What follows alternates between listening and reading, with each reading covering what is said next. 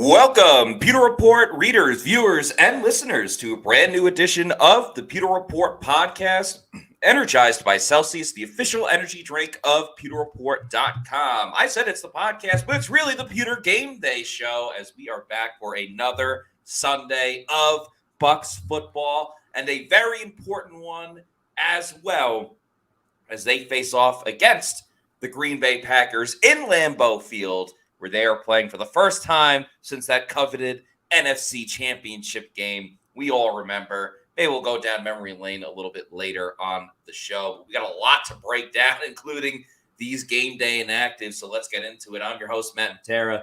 Joined with me is my fellow colleague from PewterReport.com. He was in Atlanta last week for Bucs Falcons, and hopefully he'll provide some luck today on the pregame show and the live stream as well. It's Bailey Adams. Bailey, how you doing, my man?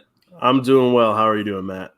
I am quite well. Very excited to have you on. Very excited to get into this matchup of Bucs versus Packers, because as crazy as it is, Bailey, we all know Bucs want to win the division. That's probably their best way to get into the playoffs. But with the Bucs and the Packers both at 6-7, the Packers have that last spot in the wild card. So there is a world, conceivably, where the Bucs can make the playoffs and still not win the NFC South. What a world we live in. Yeah, no, it's weird because it could come down to, like, it's at the end of it, maybe next week doesn't go so well, the week after doesn't go so well. But if they get that win over the Packers, that's something they'll at least have in their back pocket if it comes down to those two at the end. So it's wild how many teams are sitting there at 6-7, still alive for the playoffs with just 4 weeks to go. Yeah, it's them. The Vikings lost yesterday, so they are now at 7-7. The Seahawks are at 6-7. Obviously, so are the Saints and the Falcons. The Rams as well, and the Giants played the Saints. So if they happen to beat New Orleans, that would be another team into the mix, adding another wrinkle into it. But adding another wrinkle into this game, the game day inactives came out, and it got a little spicy. John Wolford, we knew was going to be out. Carlton Davis, we knew was going to be out. But that third name on the list, Bailey, inside linebacker Devin White, reports are coming out that this was a coach's decision as to why Devin White is not playing in today's game. He practiced the last 2 days. This is a Todd Bowles decision. Devin White not playing today against the Packers. Ryan Neal was downgraded to out over the weekend. Will Golston was announced that he was going to be out, and Josh Hayes and Brandon Walton out as well. The two big key injuries that won't be playing for the Packers is A.J. Dillon, their running back, and their cornerback, Jair Alexander. But, Bailey, your reaction to Devin White, a healthy scratch in today's game? I'm going to be honest, I'm stunned. I mean, I think we've talked about it probably week after week, year after year at this point, that if Devin White's healthy, Todd Bowles is not making that decision. Like, it's just, there's no question. If Devin White's healthy, he's in there and he's playing, even if he's not playing well. You know, there's been a lot of times I know Scott's written about, benching Devin White and we had a roundtable a couple weeks ago about whether or not when he comes back from injury, if they should bench him. And I even wrote in mine, I was like, we can talk about this, but it's not going to happen because Todd Bowles would never, but he did. And I can't really believe it. I think I'm just curious what made the final straw. Like, what was it? Like, what was it? Something this week in practice? Was it anything like nothing we haven't seen? We haven't heard anything yet, but I'm very curious about what went into this decision and this being a coach's decision and not injury related. Right, because that was the biggest, and you kind of already hit the nail on the head, so I'm not trying to exactly repeat what you just said, but that was one of the biggest frustrations with Devin White and really more to a degree Todd Bowles was the fact that he would defend Devin White endlessly until the cows came home. So that's going to make, regardless of whether or not the Bucs win or lose, for all Bucs fans, we know you want the Bucs to win, and it certainly makes the stretch to end the season way, way more compelling than if they lose this game. But I'm willing to bet within the first 3 questions that are asked after, unless something crazy happens or they lose on a Hail Mary or something, if it's not the first question, I think by the third question it will be, why did you decide that Devin White is not going to play in this game? Because Todd could answer this a number of ways. Todd could be like, "Oh, we want to give him another week, but we didn't want to put him on IR or something like that. So I didn't feel he was totally healthy." He could say, "We like what KJ Britt did last week. Let's give him another opportunity."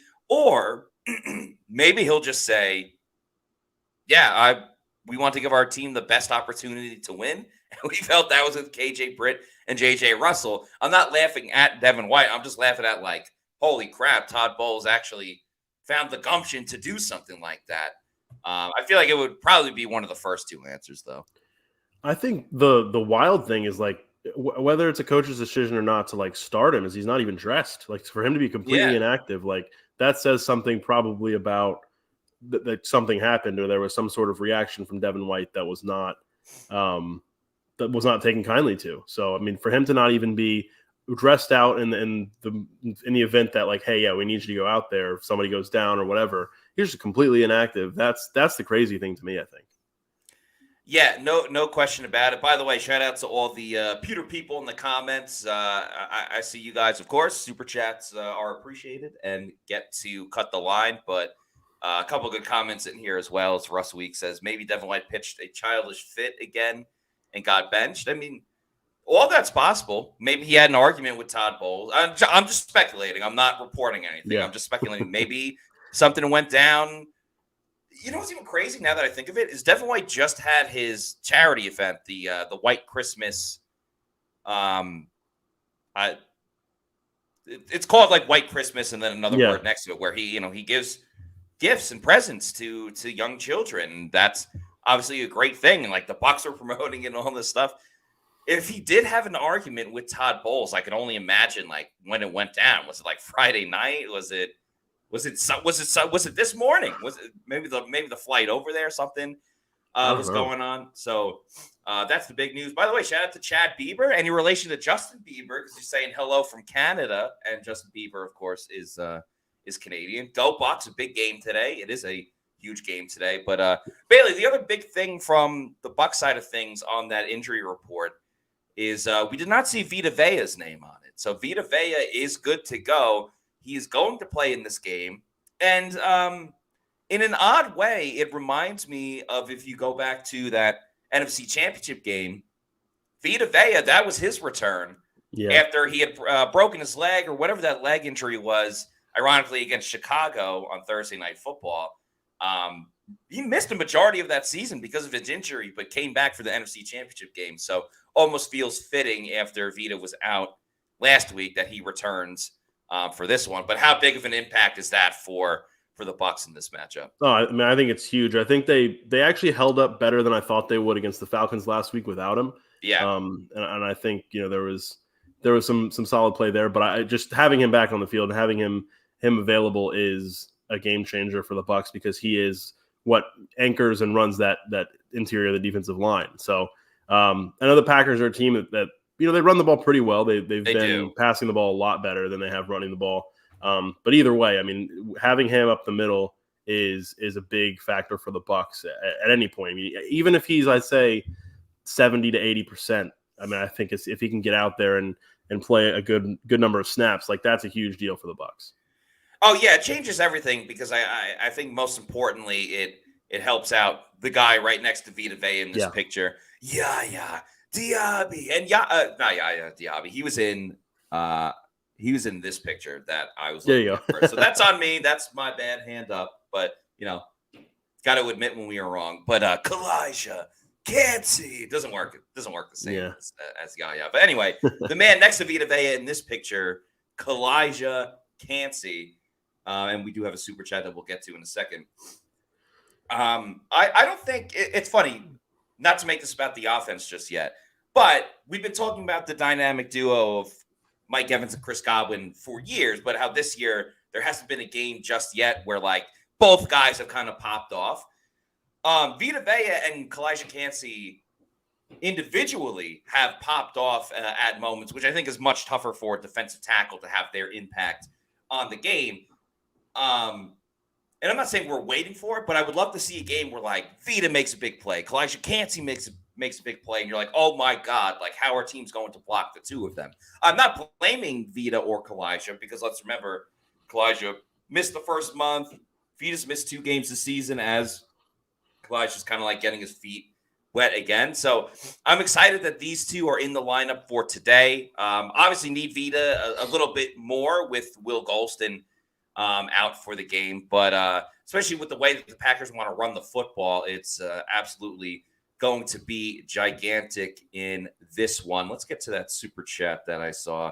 Thank you to Geist85 for the $5 super chat.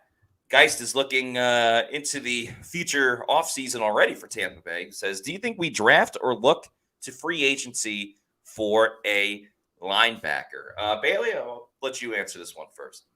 I'd have to look a little bit more at the free agency class, but I think a lot of it will come down to whether or not Lavonte David wants to continue playing. I think that's one of the factors and one of the wrinkles that you have to keep in mind because he's getting up there in age. I think he's 34. He's about to turn 34. Or he's about to turn 35. He's what's one of those. He's getting in the mid 30s, still playing at a really high level. And if he wants to continue playing, I think the Bucs by all means should bring him back and have him as one of your starting linebackers. But with Devin White, out the door, presumably, I think they're probably going to want to see what they have down the stretch here in KJ and in Servassier. And then I think maybe the draft might be a good spot for it because then you have, maybe it's not an early pick, but then you have a couple of young linebackers who can continue to learn from Lavonte for at least a year. And then you kind of evaluate and see where things are with your linebackers after you kind of address some of these other glaring needs that you have too.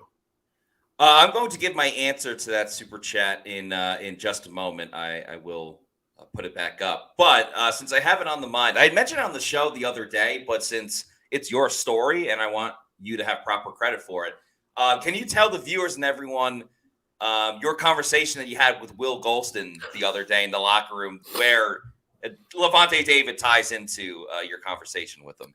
Yeah, so I was asking Will about him passing John Lynch. I think it was for the 5th most games played in Bucs history, I believe it was. First of all, he didn't know. He was like, "Oh, really?" I was like, "Yeah." So got to break that news to him, and then he asked who was next, and I was like, "Lavonte," and he was like, "Oh," he's like, "I'm not going to be able to catch him." I'm like, "He's still playing." I'm like, "Yeah," and he's like, "Where's Mike?" He's like, we started having a conversation. It's like not even an interview at this point. It's just like he's quizzing me on where these other guys are. He's like, "Where's Mike?" And I was like, he's 9th or 10th. And so I ended up asking him, I'm like, you and Lavonte have been like fixtures in this locker room for 10, 11 years. Yeah. Like, what's that been like? And he was like, it's been cool. And then he launches into this whole thing about how Lavonte's been knocking stuff out of his locker and calling him names because he's bigger than him and bullying him and stuff. And it was just a really funny, like classic Will Golston story just of him just being a goofball, really. Yeah. But it was a fun conversation with him. And yeah, I mean, he's talked about, just what it was like to been playing with Lavonte David for so long. And these two, I mean, have been around for so long. It's interesting, the story, I think, with Will Golston is because he's always been more of a role player, but it's been an 11-year role player. So you kind of like think about his place in Bucs history and you're like, yeah, he's played up in the top 5 of most games played. And Lavonte David has been around a year longer, but he gets all the shine, all the credit because he's Lavonte David and he's had the type of production and the star power. But yeah, no, it was a fun conversation I had with Will about his longevity and how Lavonte kind of tied into that as well. Yeah, I just thought it was funny the way that like Will got excited about, like I'm at this place on the record, and then just like Lavonte right in front of me. Yeah. So that's about as far. And I told him when I said, Mike, I forget how many Mike haven't seen. He's like, I'm not even excited about it anymore. He's like, Mike's going to catch him and pass him and probably be in the top 5. He's like, I don't even know how excited I am anymore. So it was a fun time. Yeah, that's funny. To answer Geist 85's question, I do agree with Bailey that I think Lavonte David's got to be the first priority when it comes to linebacker. Obviously, Antoine Winfield Jr., Tristan Wirfs, all that fun stuff that we talked about. Those guys are first priority. But Lavonte David's high up on the list. So because I think if you re-sign Lavonte, then you can kind of roll with KJ Britt and JJ Russell and then either draft one or sign one in free agency that maybe isn't the first linebacker on the market, but the fifth or sixth one that is a little bit of a better fit. Excuse me. I also think that we kind of got to let it play out with KJ Britt and Servassier Dennis. And Servassier is more of a replacement for Levante than he is Devin White. KJ Britt plays more of the Devin White position. And that's why I think these next couple of games are very important. We can't just look at one game and say, oh, my goodness, like, he's the next big thing, because he had one, like, solid, okay game where essentially he didn't let the defense implode. So I think that's really that's important.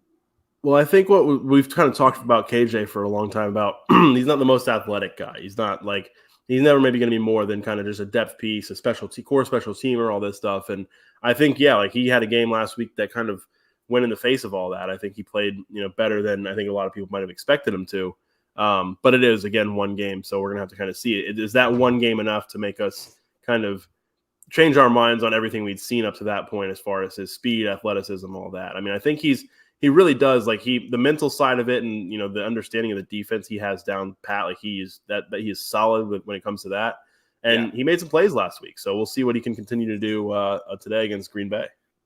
One thing I will never change my mind on is that Celsius energy drinks are the best energy drinks around. They, of course, are the official sponsor of the Pewter GameDay Show and the Pewter Report podcast and everything else that we love about Pewter Report.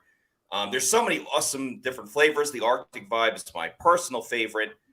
Can't go wrong with the sparkling orange or the sparkling watermelon, or the strawberry lemonade is one of my personal favorites. The Tropical Vibe is great as well.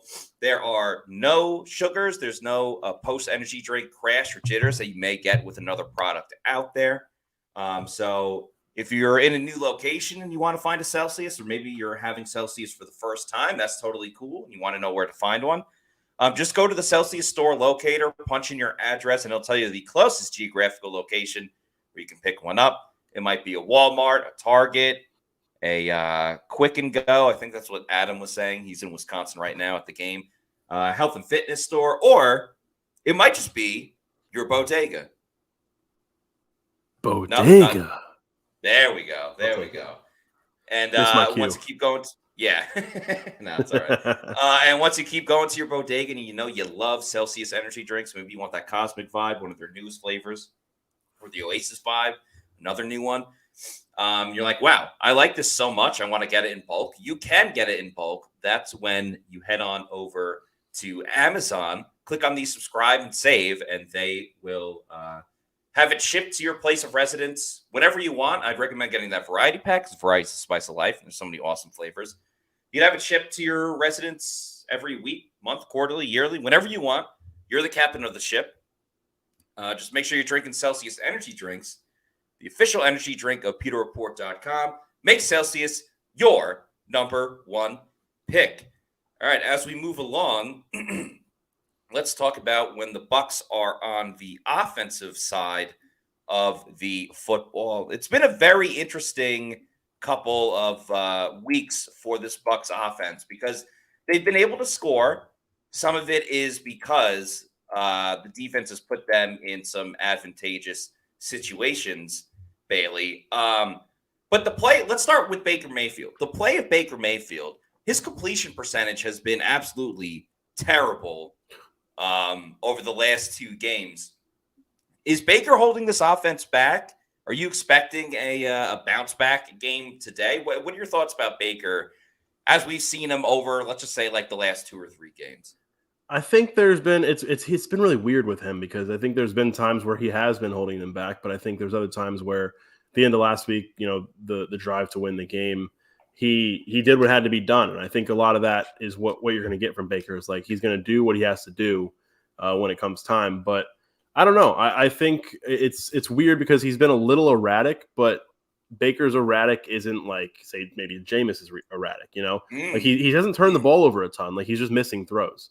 And I guess you can live with that a little bit more, but you're also not getting the high ceiling, plays like all the time like you would get with Jameis. Like it's a weird comparison, but I think there's some of that where it's like, yeah, you need to get him back to where his floor is a little higher Because last week there were times during that game against the Falcons where it was like, what is he seeing out there as far as like this guy was open, didn't even look that way, or just some of the throws were off. It was a little sloppy. And I don't know. I think for the overall body of work he's put in this year, I think he's been solid. I think there's just been, it's weird because as we've gotten later into the season, we've started to see some of this weird inconsistency where you would expect him to kind of have the offense down even better and kind of be clicking at this point in the season. But it's saying all that, they scored 29 points last week. So it's one of those things where you'll take that over earlier on in the year where they scored 6 against Detroit and weren't even in 13 against the Atlanta the first time. So yeah, I think there's a lot that Baker's leaving out there, but I think, the floor of this offense has gotten at least a little bit higher. I love that comparison you made to Baker's erraticness not being the same type of erratic that we've seen from Jameis Winston. And I'm not trying to compare Baker to Jameis. It's just that's something that Bucs fans can really sink their teeth into because obviously they've watched a lot of Jameis and they're watching Baker right now. I would also say it's not even the same erraticness to how he played when he was in Cleveland. Yeah. Because Baker was throwing tons of picks when he was in Cleveland. Like he was a turnover machine over there. And that was one of the biggest concerns when he came to Tampa Bay. Because remember, in training camp, and you were at a lot of those training camp practices, anytime Baker threw an interception, it was like, oh my God, they can't trust this guy. They have to go with Kyle Trask. He's going to throw the interceptions. And he's held onto the football to the point where his touchdown to interception ratio, I believe it's 20-8 in favor of the touchdown. So yeah, he has been inaccurate, but his inaccuracies, I guess, is more fine than having costly turnovers. I mean, for years we've said punts are your friends. Punts are your friends. Well, he's letting the Bucs punt. I mean, sometimes it's 3 and outs and you don't absolutely love it. And I wonder how much of it is because while it's been a down season for Chris Godwin and Mike Evans been great, but then you have a game like last week against Atlanta where he only has 1 catch and not many targets and all that stuff.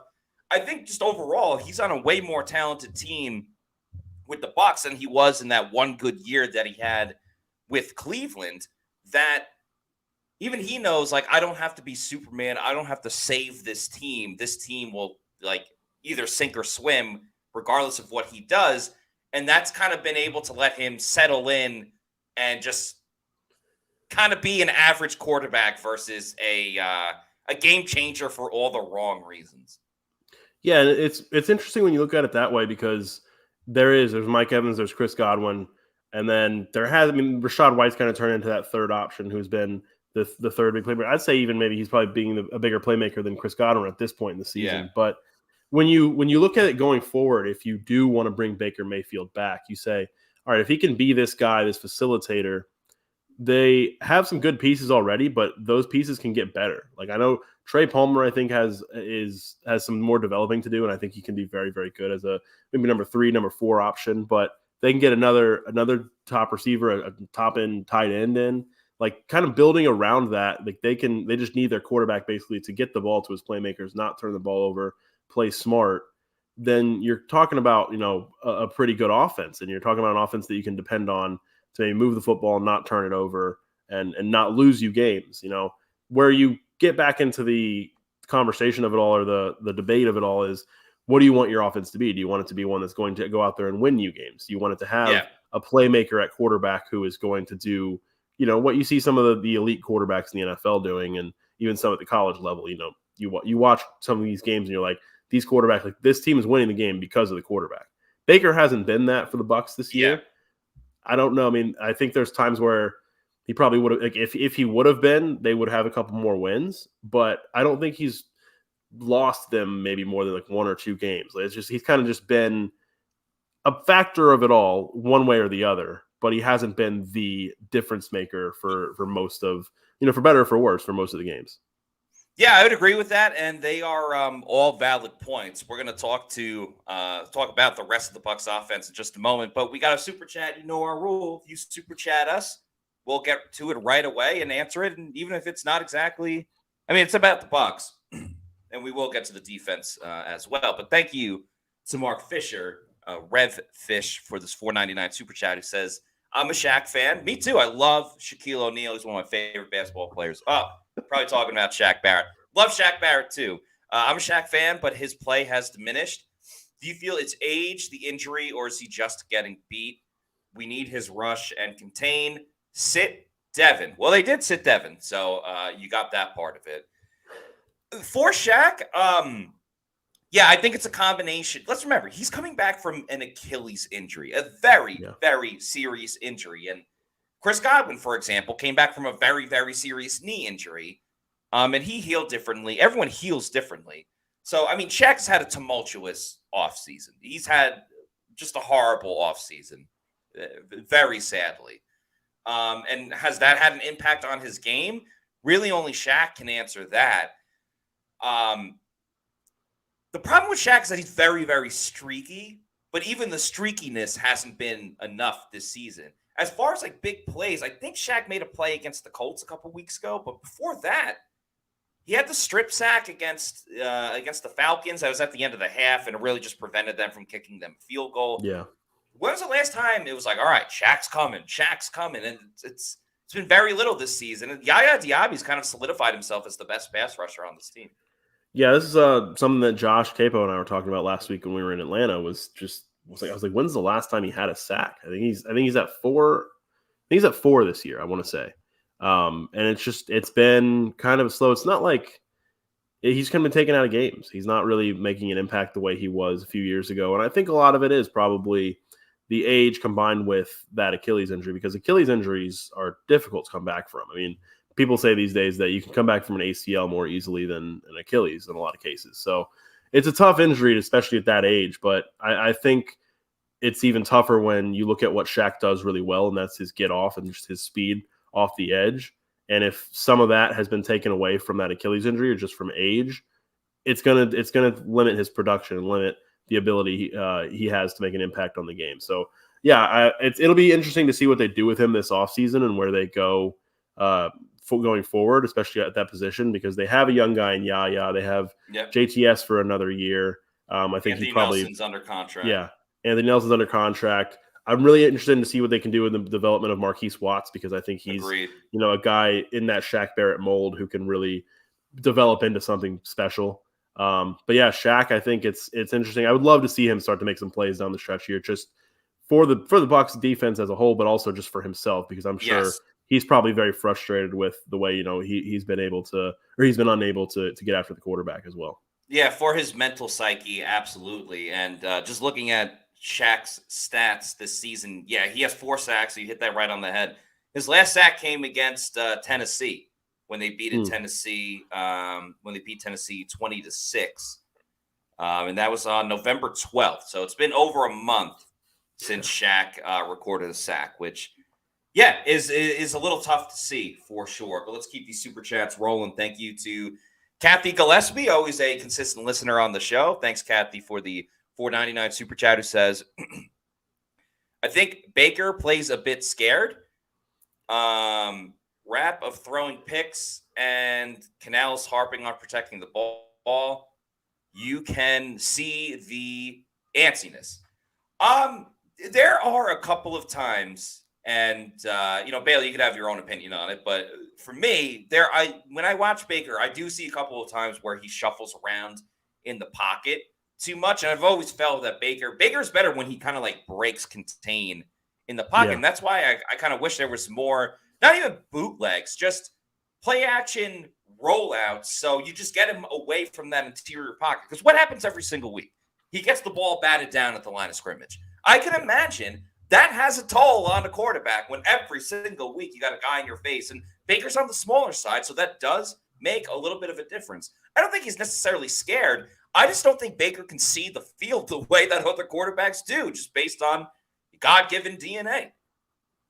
What's interesting is the idea of those bootlegs, just even some of the waggles. Like I thought we were kind of under the impression that there were going to be a lot more of those in this offense, and I don't think we've seen them. We haven't seen them much at all, really. I think there's few and far between. But with Baker, there is. I think there's a lot of that happy feet, or that just kind of like that he creates his own pressure sometimes because of that. Like he'll drop back and immediately you'll see his feet kind of move, and he gets into a point where like he's like, all right, I gotta go, go on the run. And he doesn't always have to do that. I think the pass protection has been better than I don't want to say than he's giving him credit for, because he always gives his offensive line credit, but almost with the way he plays, he's not giving enough trust to the pass protection from his offensive line because they've been pretty solid. It's just he kind of maybe sometimes will move into a certain way where he'll move into a rusher.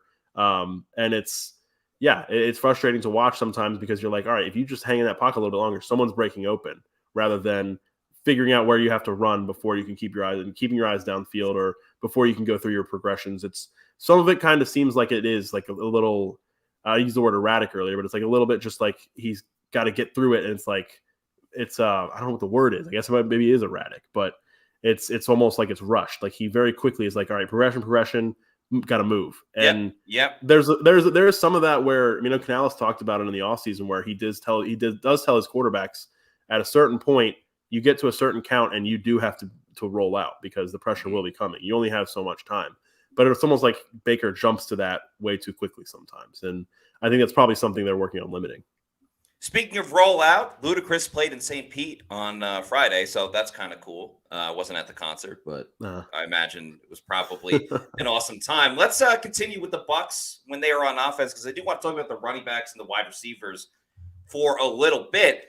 Bailey, I truly think if the Bucs are going to win this game, it's because Rachaad White is going to pop off. Not necessarily because the Bucs' run game has improved over the last 3 weeks, which it absolutely has. But the Packers are downright terrible when it comes to stopping the run. Going back to their last 4 or 5 games, the fewest amount of rushing yards that they've allowed as a defense was 140 rushing yards. And crazy enough, I believe that was to the Detroit Lions, who have a great running game. Yeah. So I think Rachaad can absolutely go berserk against a bad run-stopping Packers team, and then, of course, have a pretty big impact as a receiving running back as well. Yeah, I think the Packers are 31st against the run this year, and that almost a few weeks ago might have been like, yeah, but the Bucs can't run the ball. It's like the Bucs have been able to run the ball better lately, so maybe this is that game that they really can get going against the Packers, because I think that's a great formula for them to win. I think it's a lot of it is if they can control the ball, control the clock, and kind of wear things down on the defense, it'll help them a lot. And it kind of takes some pressure off of Baker and the receivers, and kind of lets them be the offense I think Bowles and Canales probably want them to be. I don't know, they probably can't do that every week, but this might be the kind of defense they're able to be that against. Yeah, I'm in full agreement with you. Canales loves to run the football, and it's like, oh my God, see, I told you, you just had to. You just had to stay along with me, and now they're running the football and looking pretty good. So I'm curious if we'll see any new sorts of wrinkles this week, just because how they've been able to establish the run. Then they're able to do everything else, obviously, in the passing game. And there's some big stuff in the passing game this week because Jair Alexander is not playing for the Green Bay Packers. So is this the week where Mike and Chris get involved? Can they at least get one of them involved to have a major game? How do you see that playing out? Yeah, you would hope so. And one more thing, I was trying to pull this up on the fly there about the Packers run defense, because I wrote about this in my Pewter preview this week. The Packers get up 120-plus rushing yards 9 times in 13 games this year, and 200-plus rushing yards in 4 of those games. So they give up a lot of rushing yards. But, yeah, I think – with Jair Alexander out, I think there's going to be an opportunity there for maybe Mike and maybe hopefully Chris to also get involved a little bit more. I'd love to see more from Trey Palmer. I know he had a couple early touchdowns in the year, but if that's one of those things where you're starting to see they're down their top corner, so they're kind of having to shuffle up the depth chart, you're going to see Trey Palmer maybe get a favorable matchup too. So it'll be interesting to see how the Bucs attack their secondary, because I think they will probably want to run the ball on this defense, but if things open up in the passing game, and I think that's where you've seen some of the improvements is in the adjustments. Like last week, They said the Falcons were begging them, or they were daring them to run the ball because they were playing so much too high shell. And so the Bucs did. They started running the ball, and they were running the ball with a lot of success in the second half. So I think a lot of it is what the game dictates. If the Packers come out and for the first time maybe this year, actually are stopping the run, or they're saying, all right, we're going to sell out, we're going to stop the run. That opens up things in the passing game. So it'll be interesting. I think they'll have a chance to kind of attack things the way they want to, and make some adjustments on the fly as well. So I picked the Bucs to lose this game. We'll get to predictions later, but yeah, it's such a toss-up to me. I feel like this is a game that the Bucs absolutely could win, and I think a lot of it is because their offense is starting to find it a little bit, and they're going up against a defense that can struggle. I do like to call these type of games coin flip games because you wouldn't be surprised whether they won or whether they lost. Exactly. Thank you to Randy Atkins for this $10 super chat who says, finally catching a live show. That's so awesome. So glad that you could join us right now, Randy. The O-line is looking better and better. If this young team connects on all cylinders, they will be dangerous. Hashtag let Baker bake. I'm so happy you use that hashtag because I've been trying to get that hashtag going since training camp. I remember during training, because at training camp, like you're at practice, you're on the field, and you gotta kind of walk to the back behind the middle field for Bucs fans that have been in training camp this season. And that's where they have the tent where we do the press conferences with Todd Bowles and Baker and whoever come up. And I remember one day I was like walking over with Jenna Lane and Greg Allman. I was like, yeah, I'm trying to get this hashtag going. Let Baker bake. And they kind of looked at me like, what? But anyway, thank you, Randy, for that. Let's talk briefly about the O-line before we move to the defense because we're about 20 minutes until kickoff. So we're getting closer to the game, which is very exciting. I was thinking about this the other day. I think as a whole, for the entire season, the Bucs offensive line, I think, deserves a lot of credit for pass blocking wise because we've given them their criticism for run blocking. But pass protection, I really think they've done a great job this season. Yeah. Just given the moving pieces on the offensive line, obviously Tristan moving and dealing with Baker's type of just the way he plays quarterback. And one of the knocks on Baker is that he holds onto the ball a little bit too much. I think pass blocking, the team has been great. The guys up front have been great up front. And we'll see if it continues today against the Packers, who may not be able to stop the run, but they can get after the quarterback a little bit. Yeah, I think looking at it in a different ways, like the pass protection, I think has been solid all year long, and it was really the run blocking. And I think it was some of the run game issues were the offensive line. Some of it was the running backs, and maybe just the scheme, maybe the situation of it all, or situational, how they were calling things. But I talked to Chase Edmonds after the game last week, and I wrote about this, and he was saying everybody just feels more confident in the scheme and their responsibilities in the scheme, and what looks they're going to get and what to do when they get those looks, and also when they get different looks, how to adjust. Everyone's just more comfortable with the way they run the ball in this offense. So I think there's some of that with the offensive line too, where it's really starting to round into form, probably at the right time, I'd say. For sure. Appreciate Salty Buccaneer for this $1.99 super chat, who says the Giants beat Green Bay with Tommy DeVito. Hey, how you doing? Oh, the Capico. No excuses today, just win. Yeah, I mean, the Packers looked terrible against the Giants on Monday Night Football, and Jordan Love looked awful. Like, he was throwing some passes. Guys would be wide open. This is why I think the wind had a factor. It's usually pretty windy in MetLife Stadium. A guy would be like, hey, I'm open. And then he'd have to jump and try to make a wide open pass. As bad as they were, I also don't think that completely erases what they did the weeks before, beating the Lions, beating the Chiefs. Like, those are really good teams. But it is any given Sunday. And so I think it's quite possible. Let's move over to this super chat from Josue Ortiz. Thank you so much for the $4.99 super chat. And a great question as well. Is there a single factor in this game the Bucs have to achieve in order to secure the win? I already saw this question, so I've been trying to marinate on it a little bit. So, Bale, I'll give you a little bit of time to think of one. For me, it's a little cliche, but I don't mean it to be cliche. But I think if they can generate pressure with their four guys up front, whether it's Vita and Kalijah Kancey or Yaya Diaby or, everything we've talked about with Shaq, we've seen when the Bucs can blitz Antoine Winfield Jr. and Antoine makes a big play and stuff like that. When they can generate pressure, it does so much for this defense. But they are reliant on a safety to get to the quarterback. Like, he's their best pass rusher in a weird way. And Jordan Love, the Giants got to him last week. Kavion Thibodeau, the edge rusher, got to Jordan Love a lot. He got sacked multiple times. They have an injury up there. So if they can take advantage of that, and they're missing Christian Watson, so the Packers don't have that deep threat that they've had in other weeks. You eliminate the deep threat, that helps out Jamel Dean, who's returning today, and Zion McCollum with the coverage against the wide receivers, and Jordan Love's not going to know what to do. So for me, it's the Bucs front four pass rush if they can get it going today. Yeah, I talked about it a little bit earlier, and I think I've never been a big, got to run the ball guy, but I feel like that might be it in this game. It's like I have a hard time if the Bucs are able to run the ball the way some of these other teams have run the ball in Green Bay. If they can go for 150 plus rushing yards, I feel like I have a hard time seeing them losing a game like that.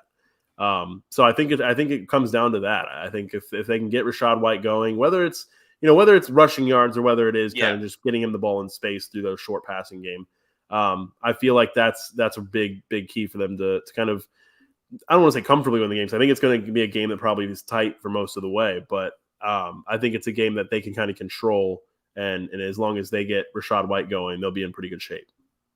Absolutely. We're going to talk about when the Bucs are on defense right now. But of course, when the Bucs are on offense and on defense, it's all brought to you by Eric Gross and the Eric Gross Realty Group.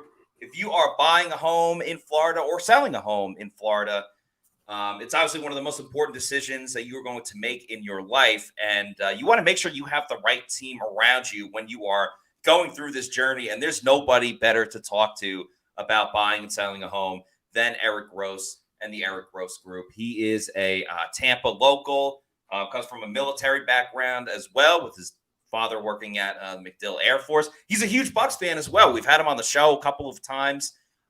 He cares about the customer. It's not just another client or transaction. He's very family oriented. And he knows that a lot of families are the ones buying a house. They're setting up their future. So he can, in a sense, put himself in your shoes in these situations. So you want the best realtor around, and the best realtor is Eric Gross and the Eric Gross Group. Give them a call at 513-907-4271 or go to their website at www.housesinfla.com. Shout out to the Eric Gross Group, the official realty group of PewterReport.com. Okay, Bailey, talking about the Bucs defense. What do we have to see from them today? I kind of alluded to it already with that super chat, but what else do we need to see from the Bucs defense today when they try to slow down the Packers a bit? I think it's coming down to the outside corners. I think a lot of it is the secondary. Carlton Davis out, Jamel Dean coming back. I don't think it's been the best year for Jamel when he's been out there. I think obviously the injuries have kind of piled up for him and been a frustration point for him this year because he hasn't been able to stay on the field very much. But I think he needs to play better than he has when he's been out there. And I think Zion needs another game like he had last week against Atlanta. I know, they had a couple deep shots down the field, and Atlanta did throw for, I think it was over 300 yards. But I thought Zion had probably one of his better games as a pro, interestingly enough. I think even with the success Atlanta had through the air, I think Zion had a couple of, maybe even more than a couple, some really big plays, some big pass breakups. So if they can kind of play some lockdown on the outside with Zion, with Jamel, they'll set themselves up well because the Bucs stop the run pretty well as it is. So if those two can bring their best and, like you said earlier, get after the quarterback, they'll be feeling pretty good, I think. Yeah, I mean, obviously, I think another big question is at inside linebacker. What are you going to get from KJ Britt, who's starting for Devin White? Is this a spike game for Todd Bowles because he's putting a lot of weight on KJ Britt to get the job done? And then that safety rotation with Ryan Neal not in there, I know a lot of Bucs fans are happy. So can D. Delaney make a play, get a pick, something like that? Does Kayvon Merriweather, what he can do? Those are a couple of questions I have as well. We'll see what matchups both teams try to exploit. So we'll talk about the key matchups in this game, starting with the Bucs offense facing the Packers defense. This first matchup is Luke Gedeke versus outside linebacker Rashawn Gary. Bailey, who do you have in this matchup?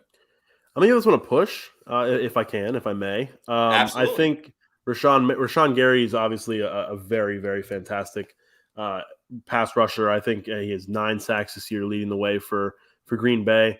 But Luke Gedeke is just his improvement this year and going back to his natural position of right tackle has inspired a lot of confidence in me, and I think a lot of confidence in probably his teammates, coaches, everyone.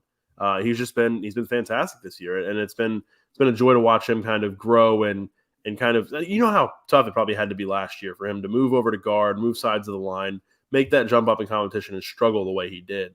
I know it wasn't easy on him personally. So for him to come out and have the year he's had so far, it has been an awesome sight to see. And I think going back home, I'm going to give this a push. I'm not going to quite give him the edge, but I think he'll be able to hold his own today. Yeah, I was actually going to go with a push as well, and that's credit to what Luke Gedeke's been able to do really this season, but especially over the last 4 or 5 games. He's really feeling comfortable in this role. He's done a fantastic job, and Rashawn Gary is he's a beast when it comes to getting after the quarterback. So with respect to him, I will give it a push. Let's move to Aaron Stinney versus Devontae Wyatt. Who do you have in this matchup?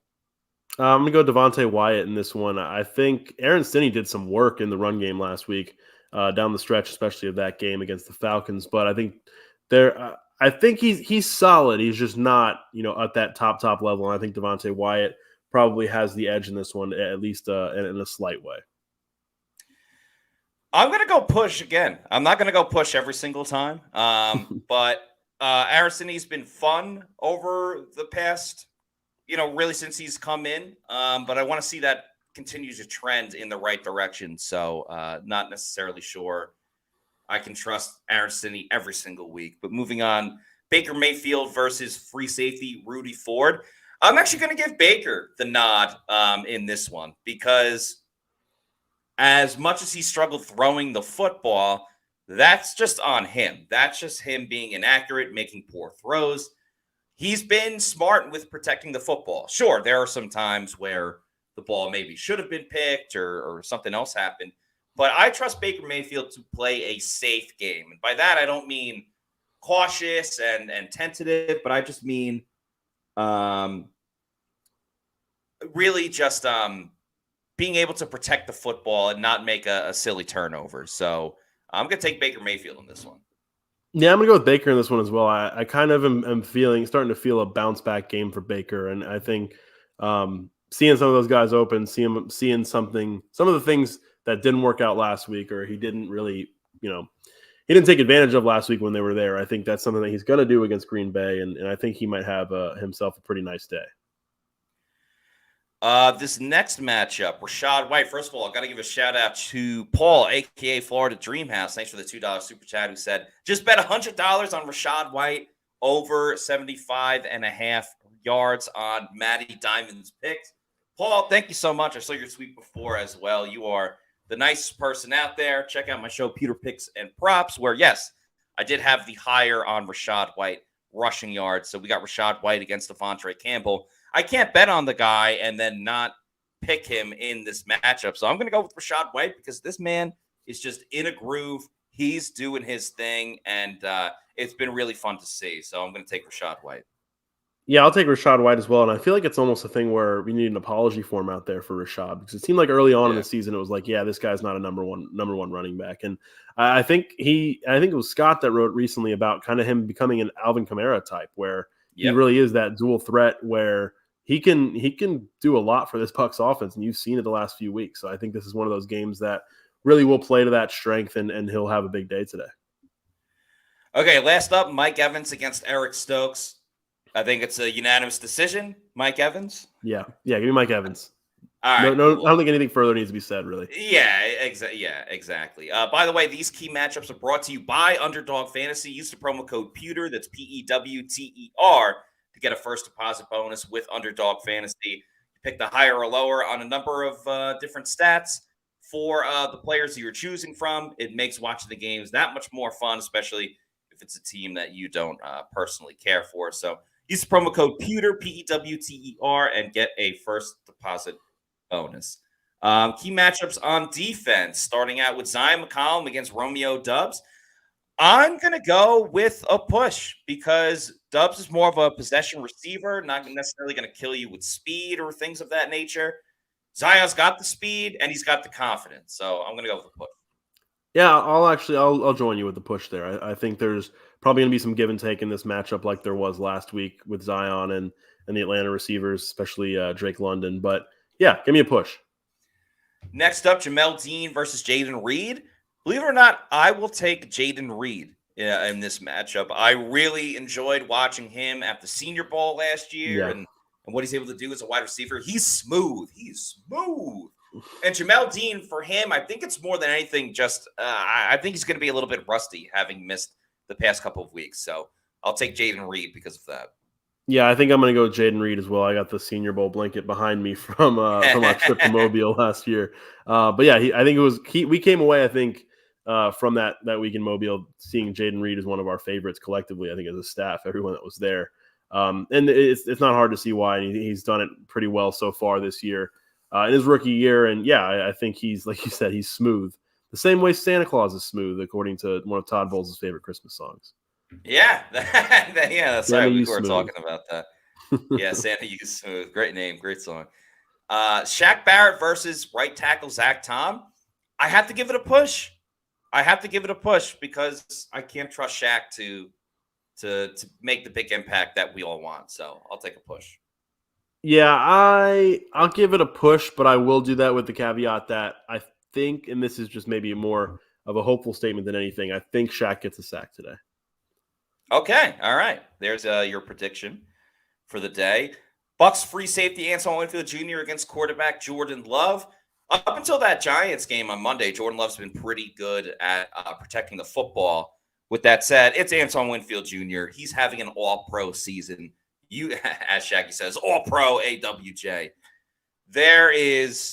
If there's an all-pro on the list, you're not taking him. So I'll choose Antoine Winfield Jr. Yeah, I'm going to go with Antoine Winfield Jr. as well. Jordan Love really has, he's improved a lot this year, especially as the year has gone on.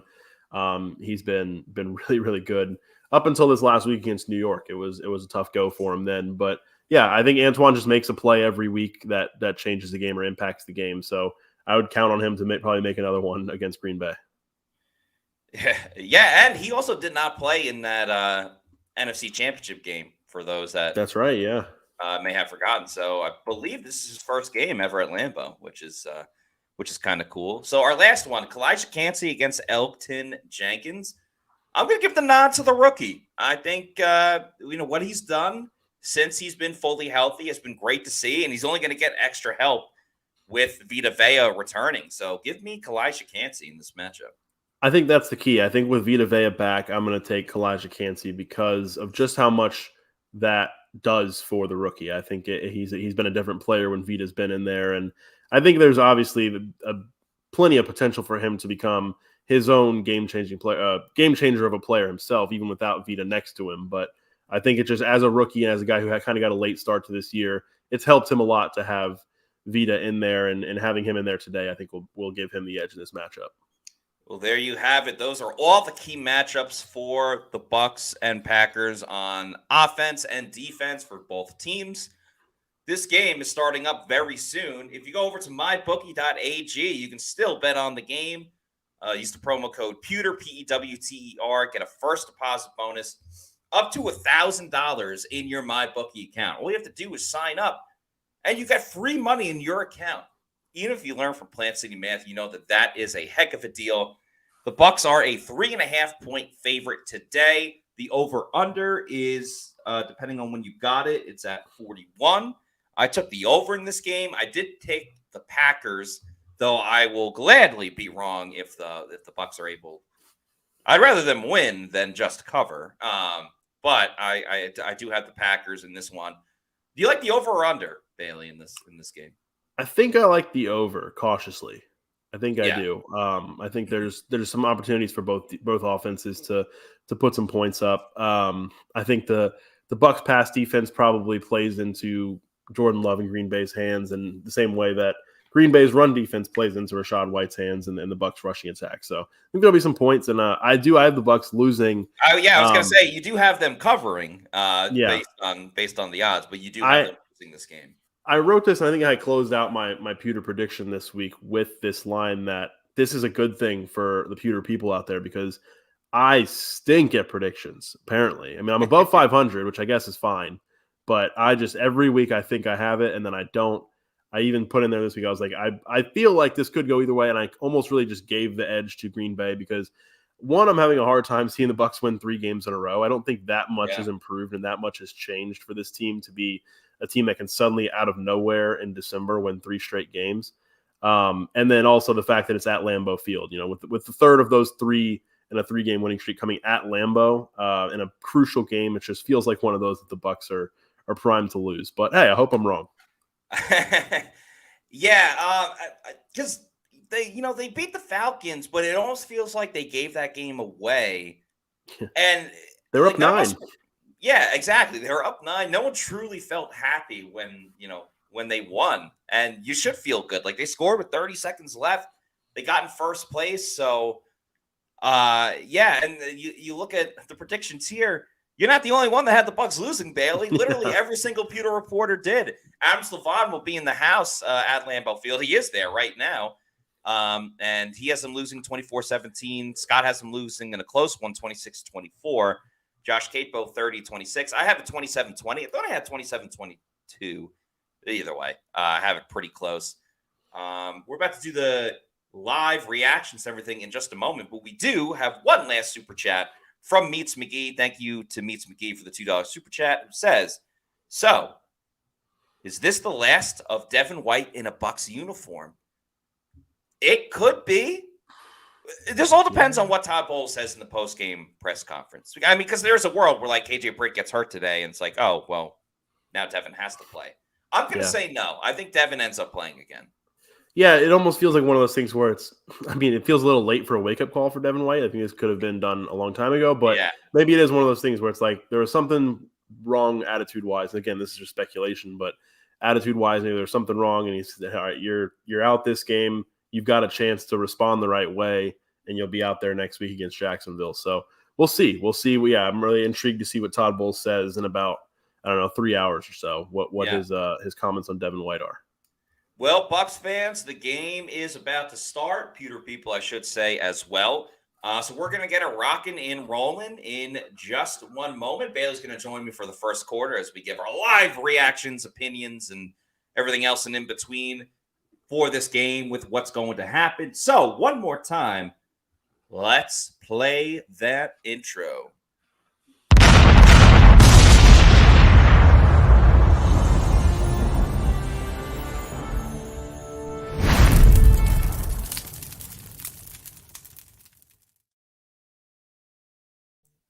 What up? What up? Welcome back to the Pewter GameDay Show. I'm your host, Matt Matera. Joined with me is Bailey Adams. If you guys have been watching with us the whole time, I don't need to do a fake intro as if we're just hopping on and doing the show because we have very intelligent commenters and readers and viewers and listeners. So I'm not going to lie to everyone. There's no reason to. Bailey, we do need to sync up our TV. So tell me, what are you seeing on the screen? I currently just saw an Arby's commercial. Get a close-up of a burger right now. Okay, so you're a little ahead of me. So they're going to cut back to CBS and they're going to show old highlights of Bucs-Packers games, like from all the time. When they show Brady and New York Jet great Aaron Rodgers dapping it up with the Bucs and Packers logo, let me know because I've just paused my TV. When you see that, I will hit play, and then we will be synced up. You'll see a little Brett Favre in there. Yep, just saw Brett Favre. Yeah. Mike Allstott. There's Brady throwing a touchdown. There you go, right here. All right, cool. We are pretty synced up. Now you're seeing Bowles and LaFleur? Yes. Okay, with cool. All the stats. With the standings. Yeah. Fantastic. Fantastic. Cold weather game, got Bowles in the long sleeves and the little beanie with the pom-pom on top. Yeah.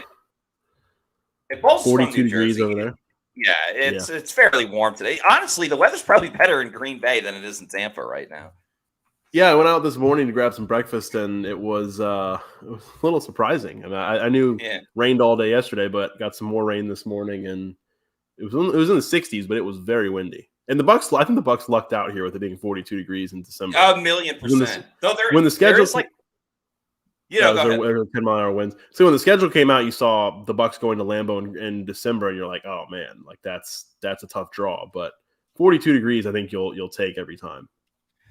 Yeah, and there is like some stat as Devin Tompkins. Bucs will get the ball first. Devin Tompkins calls for a fair catch. There is some stat that the Bucs are like they've won 3 out of their last 4 in games where the temperature is below 40 degrees or something like that. But it's different every time. Yeah. All right, here we go.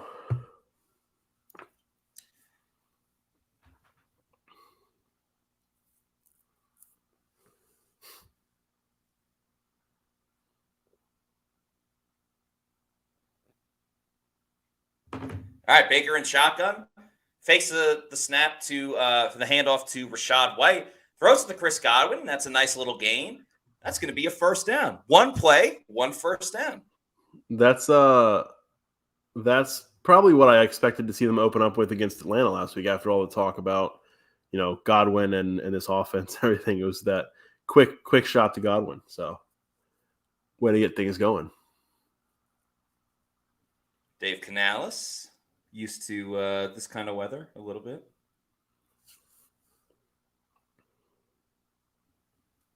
All right, I'll run up the middle with Rachaad White. For full transparency, I put in a fairly responsible large wager on Rachaad White to hit the over on his rushing yards today. I definitely included him as one of my picks in my underdog picks for today.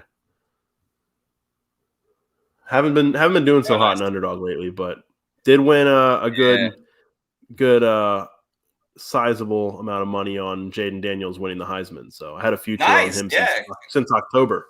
So congrats to Jaden Daniels. Nice to cash. All right, Baker looking in the pocket, throws. It's caught by Rachaad White, who does a little bit of everything. He's going to scamper down to the 35, and the Bucs are in business almost immediately.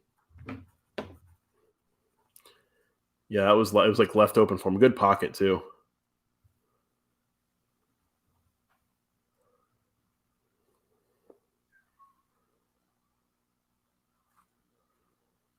It's been fun to see Rachaad White kind of really blossom over the last few weeks. He's been a fun guy to talk to ever since he got drafted. So yeah, remember he was doing like every media hit as they run it with Rachaad on first down. He rolls forward for 1 yard. Remember, like Rachaad did every single media hit available, like in the offseason. And it's very nice of him to go out and do it on a weekly basis. But it's also important that like you kind of back it up as well. Yeah.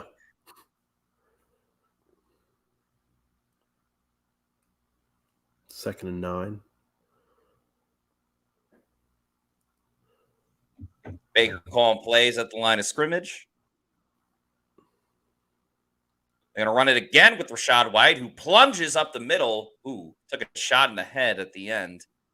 Looks like he'll be all right. That was interesting way they lined up there. They had Otten and Keeft over stacked on the right side, and they ran more to the left. Yeah. They'll make it third and 4. This is where you see most of the Bucs' first drives, first possessions end, isn't it?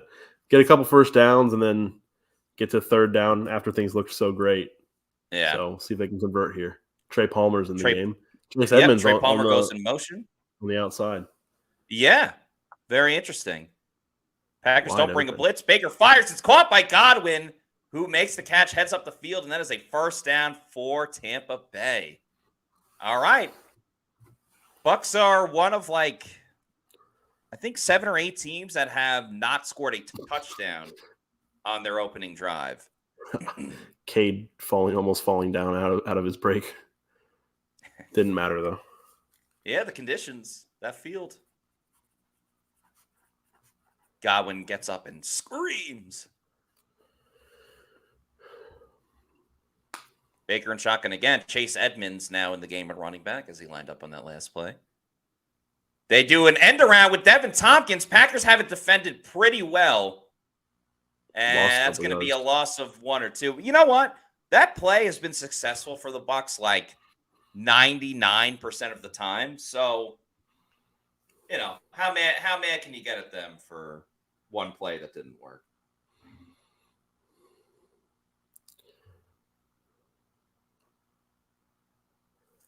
Oh, nice. They got the Bucs on red zone as well.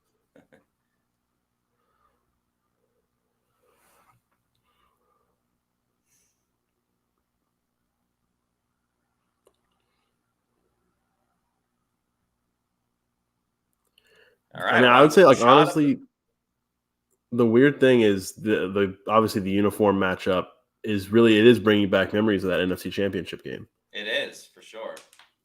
A gray Green Bay afternoon. Teams look much different, I'll say that.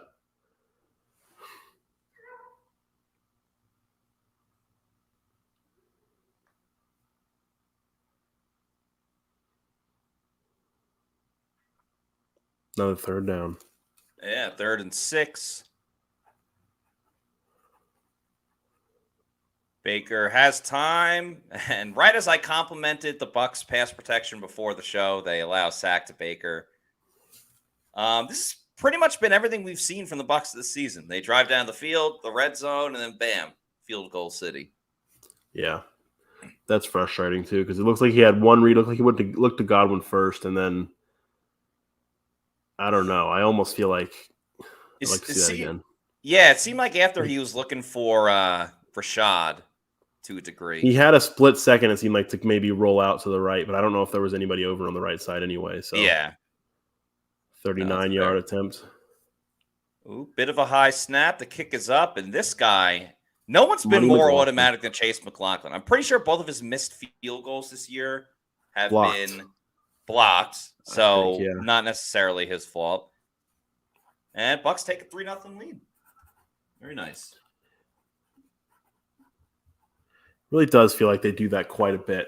They get on these nice drives, and then it looks like, all right, they're finally going to score a first drive touchdown, and then something happens on a 3rd down. So you'll always take an early lead, though. Yeah, and at least on that drive, there weren't any silly mistakes, and they were pretty good on 3rd down. Just nothing else.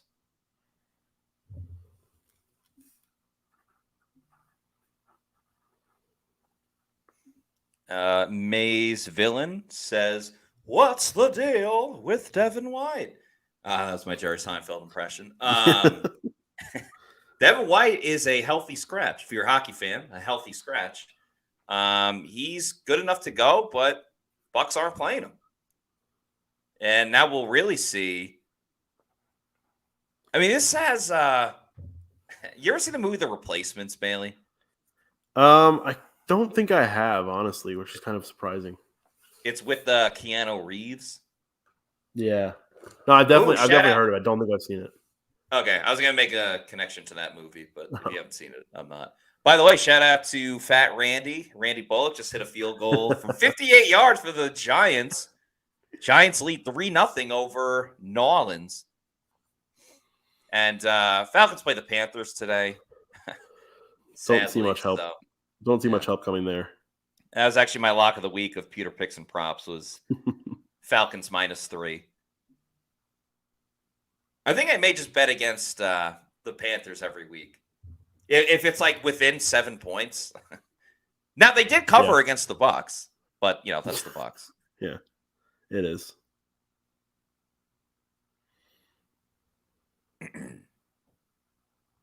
By the way, what do you think of the Tennessee Titans wearing their Houston Oilers throwbacks against the Houston Texans?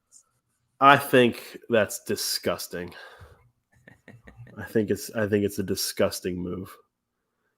I think just it's flaunting, like just flaunting it in their faces. It's like you can't have this. When a bigger kid is fighting like a younger kid, and you like take him by the hand and go, "Stop hitting yourself! Stop hitting yourself!" I kind of look at it like that. What says is the replacements good? No, it's great. All right, I'll have to watch it, I think. Yeah, it's an awesome movie. It's got Keanu Reeves, it's got Jon Favreau, it's got Roy from The Office. He plays a deaf guy who plays tight end. So like, Okay. that's not the whole movie. It's just a deaf guy plays football.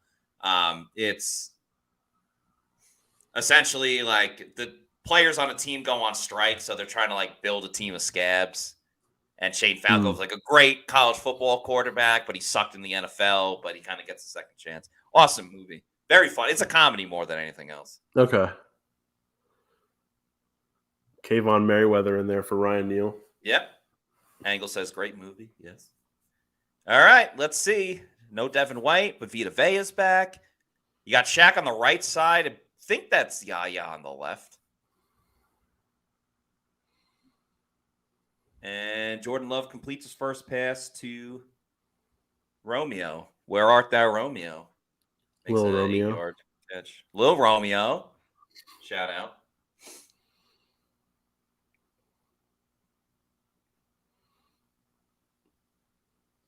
A lot of rookies on this Packers offense. We talked about Yeah. Reed in the pregame, but there's Dontavian Wicks and Tucker Kraft, the tight end.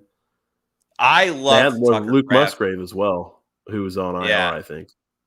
I was a big fan of Tucker Kraft. Both his game and then talking to him at the combine, he was so freaking funny as Aaron Jones rips off a huge run down the field.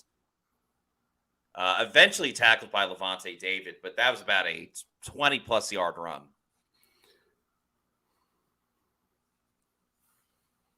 Wow, the Panthers are going for it on 4th and 1 in field goal territory. I mean, when you're 1-12, why not? Why not? They pulled the tackle on the play. But yeah, not how you want to start for the Bucs defense. And of course, the Panthers did not get the 4th and 1. Stunning development there. Love in shotgun. They're going to hand it off to, oh boy, hand it off to Aaron Jones again. That's a run of about 5 yards. And the way this game is going, Jordan Love will have no passing yards in the game because they can just run it every time.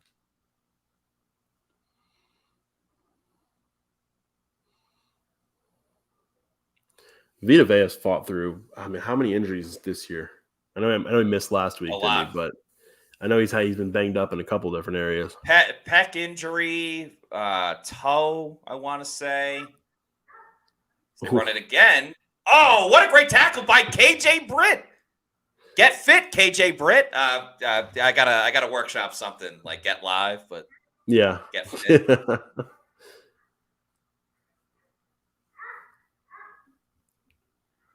Get fit, KJ Britt.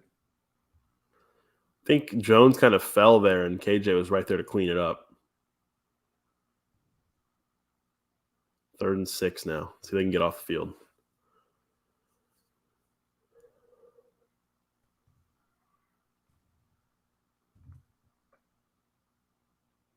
Levante on a blitz. He's got time. Yeah, they did blitz him. But, yeah.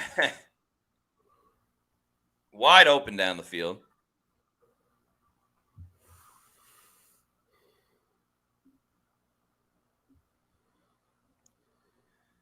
That was Christian Izzian in coverage.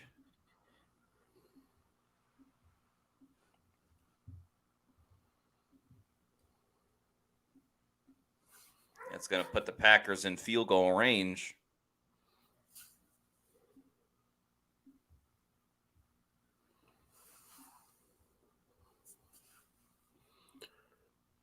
So the last time I was on the game day stream, I did take the first quarter over, and it didn't hit. That's I right. took the first quarter over again today. Oh, the over. Okay, so what was it? Like 9.5? I think it was 7.5. Okay. I think I got a 7.5. So, but we're already getting down. We're already getting down to 5.5 minutes left in the first quarter. Quick first quarter. By the way, we got a super chat from Trustin Vorbeck. Thank you for the $9.99 super chat. Who says, I'll read it after this play. Actually, 2nd and 5, 5:15 to go in the game. Jordan Love hands it off to Aaron Jones, who sprints right up the middle. Tackled by Kayvon Merriweather, but that wasn't until he was far down the field for a first down. I know this battle sound that the Bucs make is all about hype, but I think the team loves Baker. Watched it last week. He's a gamer and he battles. Tough to let him go and not resign him. They definitely do. Like, the players love Baker. There's no question about that. But just because they like him doesn't mean that they have to re-sign him or should re-sign him. I think you can make the argument.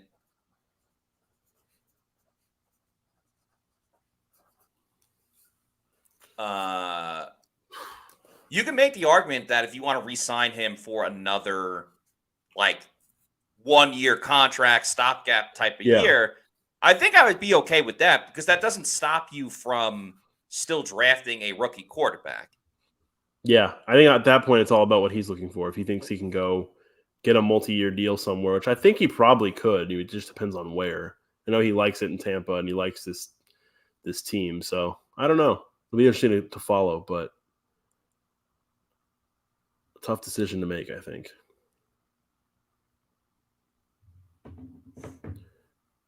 Ooh, Aaron Jones up the middle. Yeah, I mean, Packers are running it easy. I didn't expect them to be able to run the ball this easily.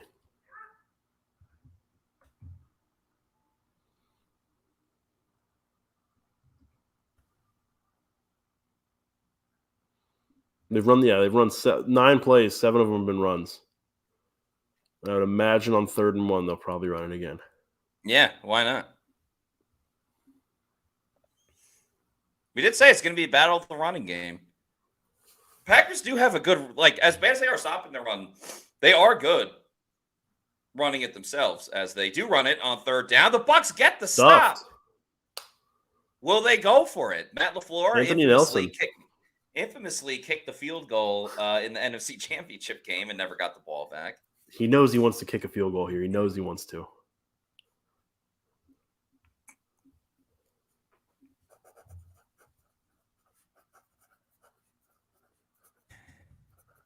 I got the tweet ready to go. Matt LaFleur learning from his mistake in the NFC Championship. They're going shotgun on 4th and 2 inside the 5. Oh, what is that? And the pass is incomplete. That looked like one of those what you were talking about earlier in the pregame about the throws that he had, guys. Because that play was decently open. I mean, a good ball, you have a chance there, but he doesn't even. Yeah, no, that's a touchdown if it's a good ball. Yeah, that hurts the over, though. That's all right. Hurts the over. It hurts my fantasy team with Jaden Reed. It's fine. It's fine. It's whatever.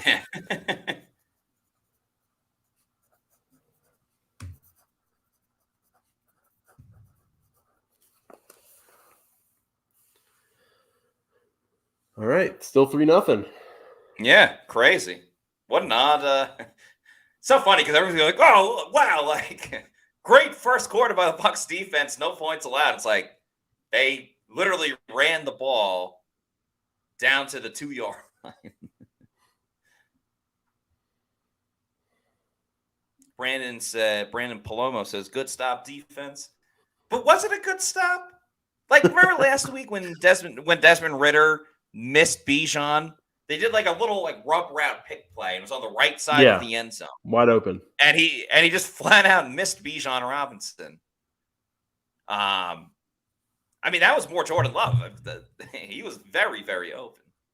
Yeah, there's a point. Like, they didn't even seem like it was an easy throw. Like, not want to say easy throw, but it was a throw that didn't come under pressure. Like, there was no one in his face or anything. It was he had time, and but it's like he put too much touch on it and threw it out of bounds.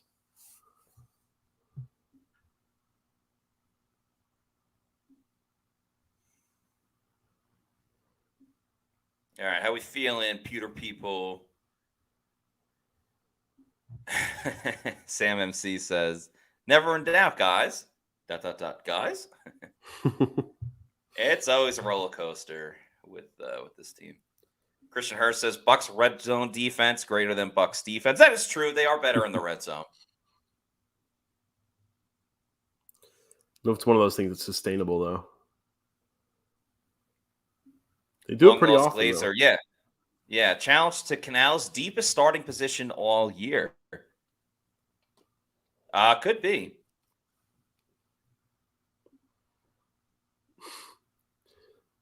The stuff on third was huge. Stan Glassman's spot on there. Matt, there's an update on your Jets in the chat if you. Yeah, I saw. I got red zone going. Apparently, Zach Wilson fumbled.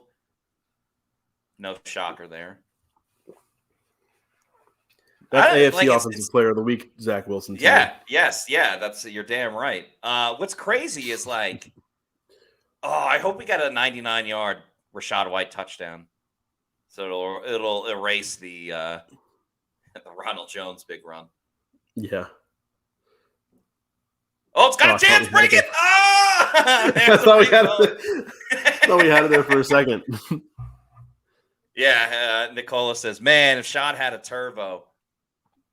This is, for the over on the rushing yards for Rashad White, this is a great opportunity. If they can have a long drive, he's going to get at least like 7 rushing attempts.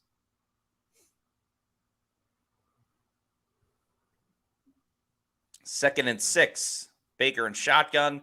3 receivers to his left and Rashad White in the backfield also to his left. They go a little play action. Baker looking. The ball is stripped and I think recovered by the Packers.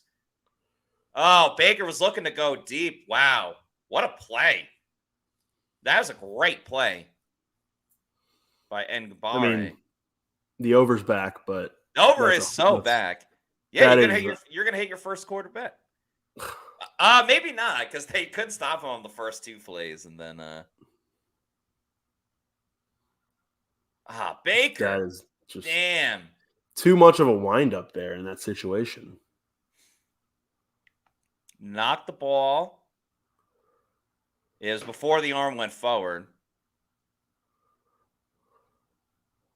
It's a tuck rule.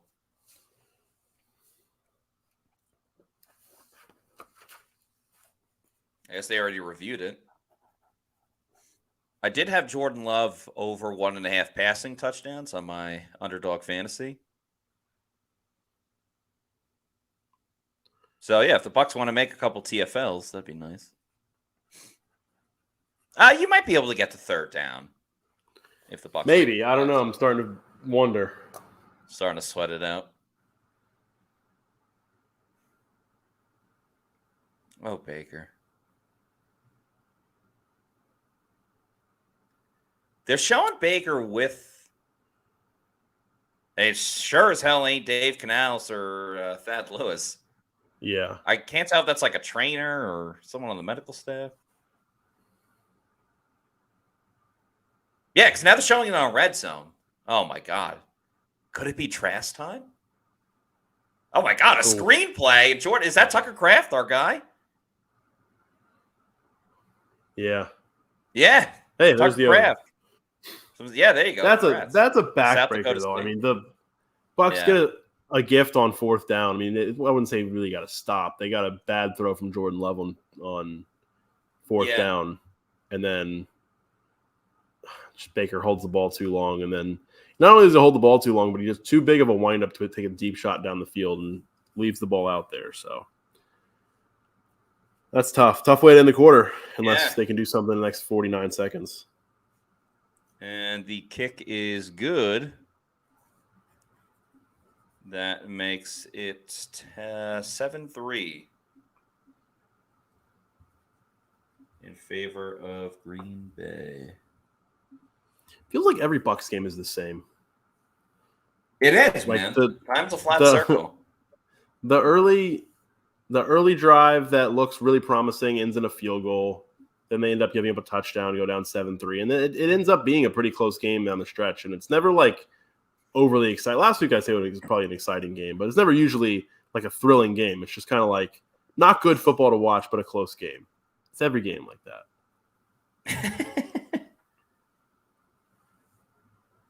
Oh, wow. Ian Rappaport, love Rap Sheet, but he messed up a tweet. He said, a significant one, Chiefs kicker Randy Bullock hamstring is questionable to return. But Randy Bullock plays for the Giants. Okay, Giants, Randy Bullock is injured because they just showed it on Red Zone. Let's see. A lot of people angry about the quarterback. Sal319 says he's a bum. Quit being an apologist for this bum. I don't know. I don't think we've apologized for how he's played. Bucs guy says Bowles and Baker got to go. Kim T says, "LOL, let Baker bake." Right? LOL. Yeah, when I was setting up that hashtag, that was for like if he played well, or if he plays really poorly. I guess you could say, "Let Baker bake." He's just bake effing baking Mayfield. Something that no one wants to eat. Yeah. His baking is giving everyone food poisoning. There you go. Oh, God. I think the Jets just got a punt blocked. Or the Jets running another fake punt? Oh, the Jets ran another fake punt. They didn't get it, though. Oh, boy. The season's done. The Jets are robbing us of seeing Aaron Rodgers next week. Just put him in a defensive back. Yeah, apparently. It's Darrelle Revis, Sauce Gardner, and Aaron Rodgers, the greatest the greatest. Some of the chat said, turn the damn oven off in the chat. Yeah, Sal. Sal's feeling some type of way. Yeah. Wayne says, let's go Trask. Does Wayne know something we don't? Tampa Supreme says Trask is trash. See, I like this. A little back and forth from both sides. The kickoff, Devin Tompkins, plenty of room, and the ball doesn't go in the end zone, but he calls for a fair catch. Yeah, Kathy says, what in God's name is making Tompkins make these fair catches? Yeah, good question. Love this comment from Nocturnal's Buck Talk. All easy bake oven ass. Okay, we got another Let's Go Kyle Trask from Decal03. Baker Mayfield is in the game still. Yeah. Baker is in. Baker's in shotgun. Baker hands it off to Rachaad White, who runs up the middle and gets about 8 yards. Keep running it with Rachaad White. And only Rachaad White. Have you seen My Cousin Vinny? I have, yes. Okay, you know when he's like, now Mrs. Riley. And only Mrs. Riley. How many fingers am I holding up now? Oh, that's good. Shad is a beast. Yeah, he is. 8 yards right there. You need to get 72 today. Or 75, depending on who you're working with. Another high snap, but another run to Rachaad White, who gets the first down. Nicely done by Rachaad White. That's us to the end of the quarter. That will. Bailey Adams, thank you so much for joining us. Your final thoughts about that first quarter. Unfortunate. I don't think the defense played overly well in that first drive. They did get the stop, though, at the end and off the bad throw and looked really promising. Bucs had a chance to maybe put a drive together, but that play we're going to be talking about that fumble, I think, by the end of the game. I think that's going to be one of those that sticks around because that's a huge swing right there. So we'll see. See if they can keep running the ball, though. Yeah, they've been running it well, so they have that to turn to at this moment. All right, Bailey, thank you so much for joining us. Sorry, Bailey, cut you off early. All right, thanks to Bailey for joining us. Callie Buck says, Rachaad had a slight limp. I hope he isn't hurt. That would make me so sad if he got hurt.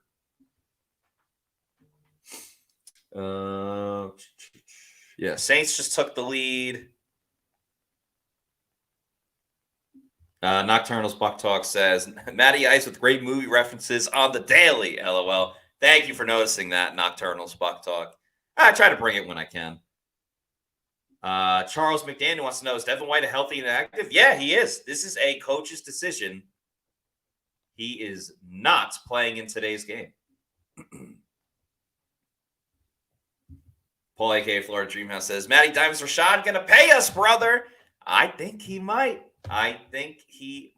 Let's pull up the Stizats for this game. Also, let me update the banner as well because it is the second quarter.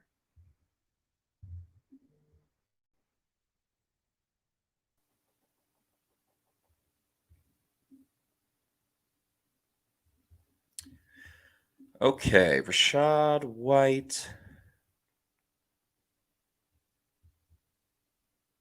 Rashad White already has 32 rushing yards. Let's go. He's on pace for that's 120 something. But long way to go.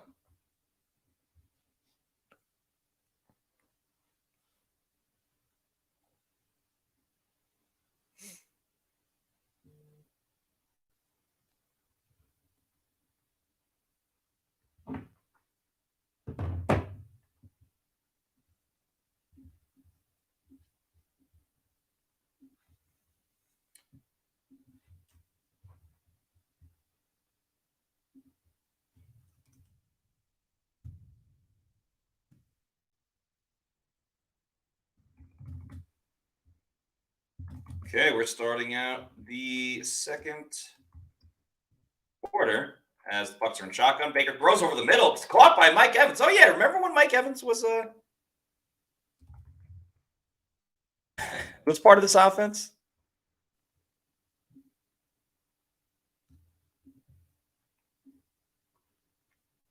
Nice to have Mike.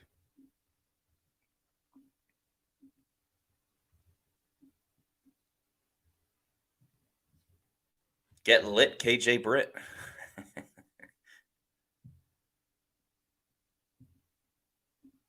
All right, Bucs a little over midfield. They run a play action. Baker rolls, throws on the run, caught by Chris Godwin, who heads up the field, gets some blocking from Evans. And the Bucs are back in business once again. Great fun with this Bucs offense. Finding their groove.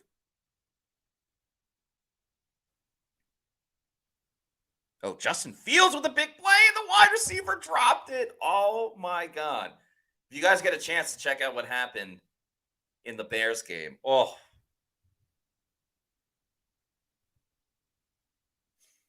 Okay, Bucs just outside the 20.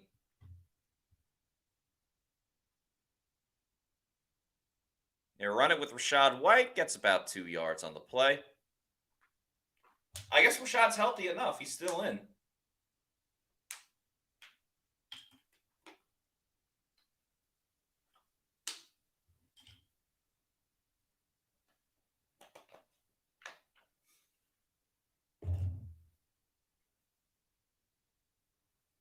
Justin Fields is making some throws today. My goodness. As they try to get into the playoff mix as well. Just shows how bad the NFC is this year. Screen pass to Chris Godwin. He avoids the first tackler. It's going to go for about 4 yards, I'd say.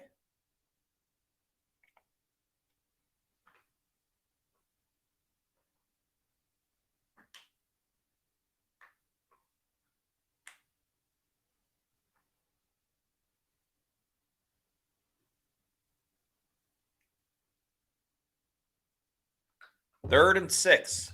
12:35 to go. Bucs are 1 for 2 on third down.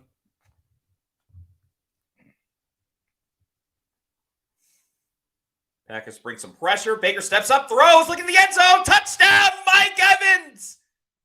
Another TD for the greatest offensive player in Tampa Bay Buccaneers history. He gives the ball to a fan. He dabs up the fan as well. Now the fan's getting involved with the security guard. Oh, maybe he went over the railing. Anyway, Mike is pumped. The team is pumped. And the Bucs regain the lead. Another touchdown from Mike Evans. Great throw from Baker Mayfield. Way to bounce back after that last drive. And the Bucs are up 9-7 with an extra point coming up.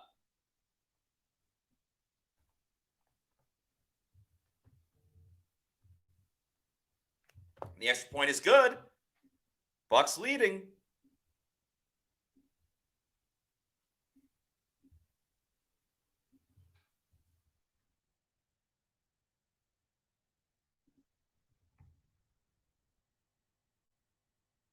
Bucs are up, and we're getting that Mike Evans, Chris Godwin, both producing type of game.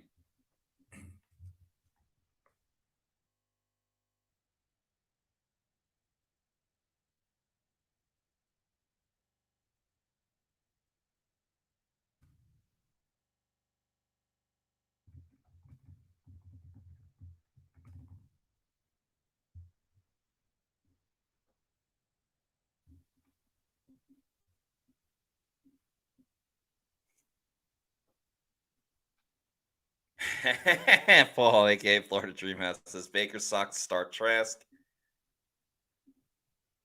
KZO says, "Where's the Baker haters now? Kings and queens of knee-jerk reactions." That is an A plus. That is an A plus comment. And I'm not defending Baker. I'm just saying we all, immediately react and think we have the answer to everything right away. As Sal319 says, "Thank you. He's still a bum, though." By the way, now that I don't have to sync up my TV, I can just fast forward through all the commercials. So I will be right on time with this game.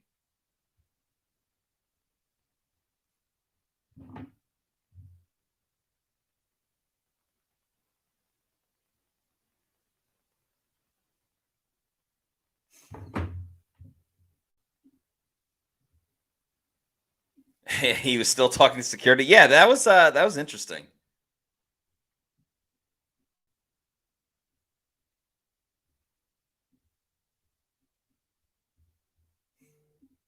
Baker 7-7 for 1 touchdown. We got a wow from Tom. A big Mike from Cali Bucs. I'm liking the offense lately. MJRVI with a good comment says, "Feels like old times with 13-14 eating." Go Sowell GT7 Gamer says, "Baker's okay. He is what he is." And what says, "Baker isn't a bum. I just want to move on next season." Yeah, I think that's fair.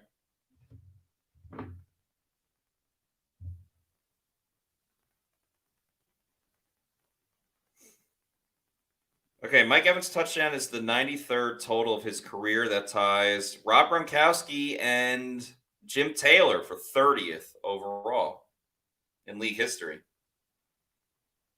So congrats to Mike. Josue Ortiz says, Baker touchdown maker. And the Bucs get a sack on this next drive. KJ Britt was in there. Anthony Nelson and Pat O'Connor. Get lit, KJ Britt. Get lit, KJ Britt.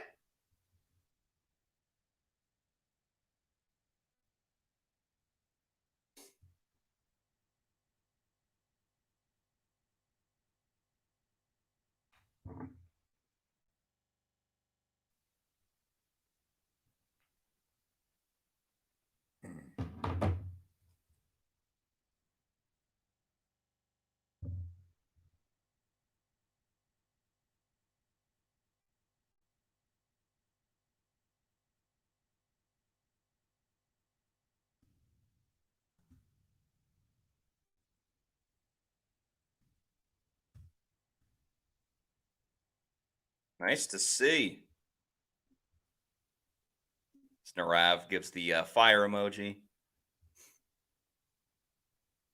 Nicola says, "Dude, Nelson is a beast." Yeah, Anthony Nelson playing very well today.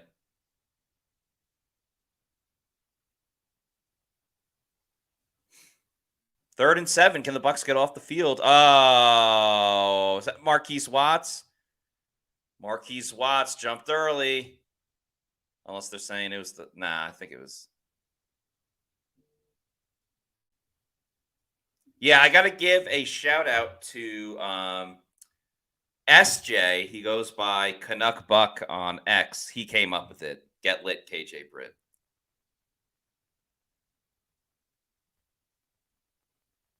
So, yeah, shout out to SJ for coming up with it.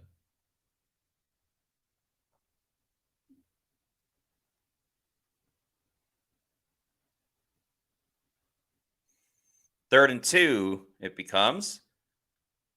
Tucker Kraft, a little pass to Tucker Kraft. He hits up the field. It's a first down for Tampa Bay.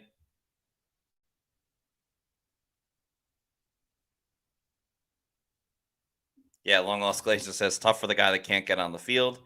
Definitely does not help his case.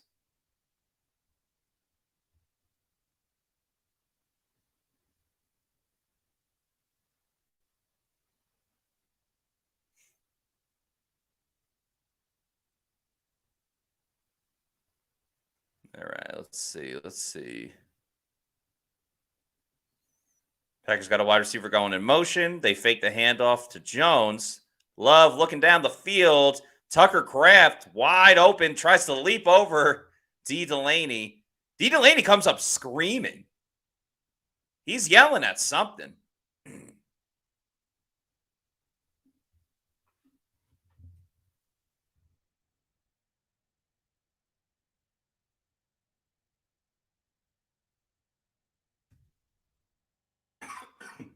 Excuse me. Nice throw from Jordan Love.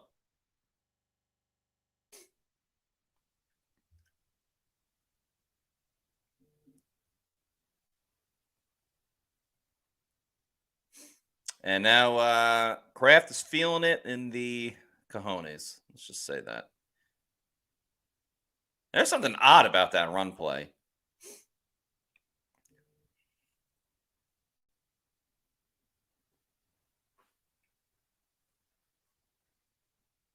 Wow, Tennessee up 13-0 on Houston. Yeah, that game. Oh, wow. That was so close to being a fumble. Damn, that would have been crazy.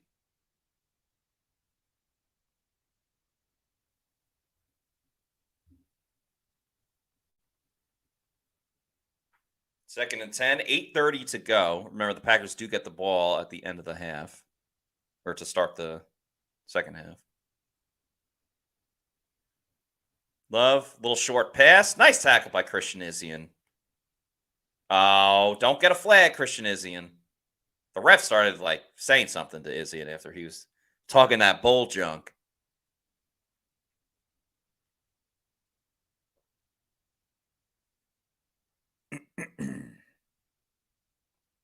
Another crucial third down.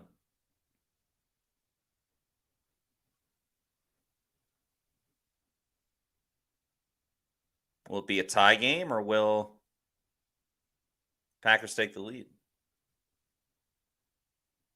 Vita try to swim move. Another short pass. Aaron Jones not even going to be close. Solid coverage by KJ Britt.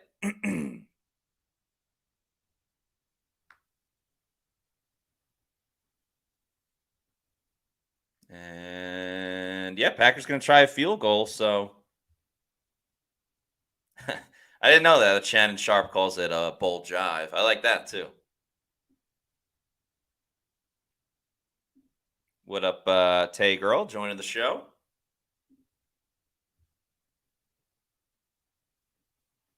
Let's see. Green Bay attempting a 36-yarder. The snap is good. The kick is up. Oh, that was close. That was very, very close. But the kick is good. That'll make it 10-10. 10-10.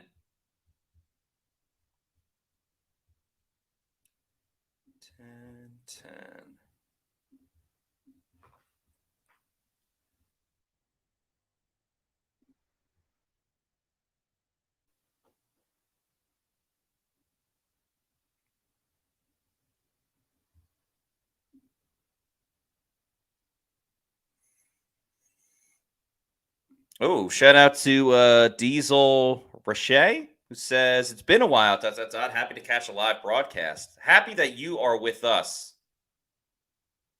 Diesel. Appreciate you joining. Brant Palomo says, of course, a field goal.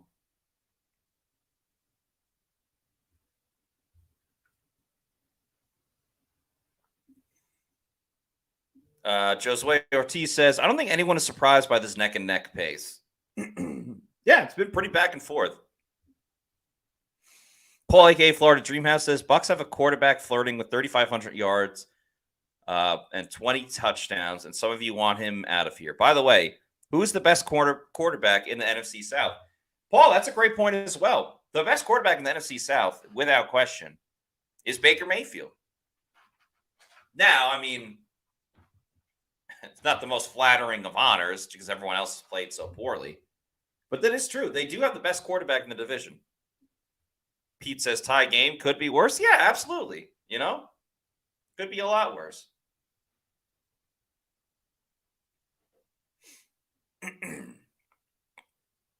Yeah, Angle says being the best quarterback back in the NFC South is still quarterback 20 out of 32.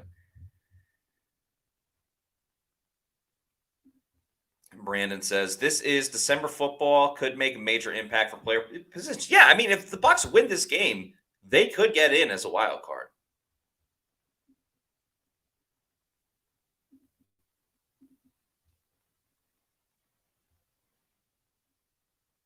We got a super chat. I got one from Kyle Driver. Thanks for the $2 super chat. Maybe I missed this earlier, so I apologize, Kyle Driver. But nonetheless, thank you for the super chat. Who says, I went to Indy, so tired of Baker's fumbles. He's had a couple fumbles this year for sure. They haven't been. It hasn't been too much of a trend. Like, I don't think he has a fumbling problem by any means.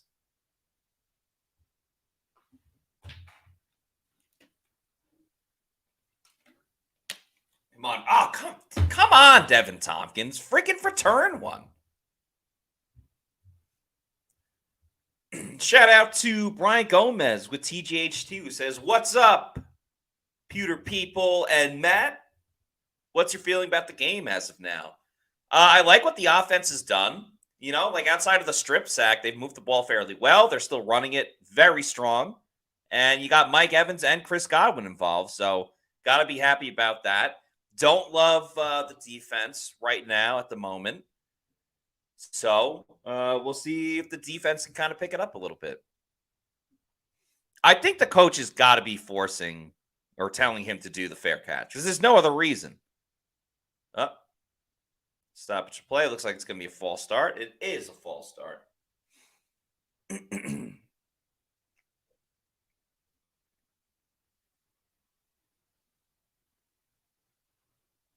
Snap infraction on everyone's favorite center, Bob Hainsey. Yeah, Christian Hurst says he's definitely being told by coach to fair catch. It's automatic. I think it has to be. Devin Tompkins is a pretty fearless dude. Chase Edmonds with a nice run. Gets a lot of that yardage back on 1st and 15.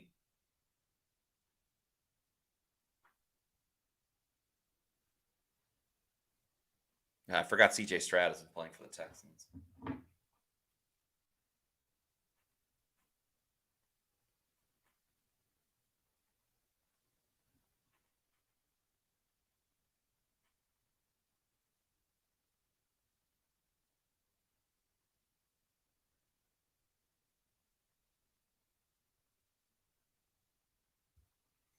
Okay, 2nd and 6 for the Bucs. Baker's under center. They're going to run it again. Edmonds, nice little cut. I mean, only for like 2 yards, but that went from a gain of nothing to legitimately moving up the field.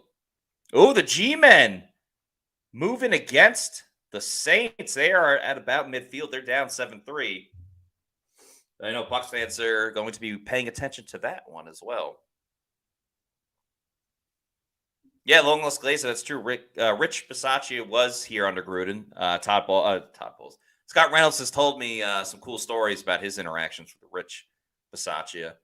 And, yeah, best special teams coach we ever had by far. Baker looking. Oh, he gets hit. Is that a fumble? I think it's got to be incompletion.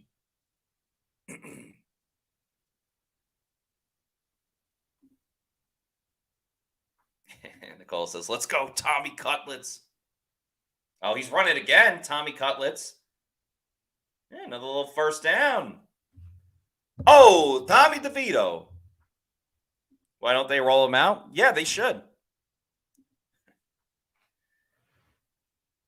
I love that for the rest of the game. It's like, all right, if the Bucs end up punting, Baker's awful. They end up scoring a touchdown. He's fantastic.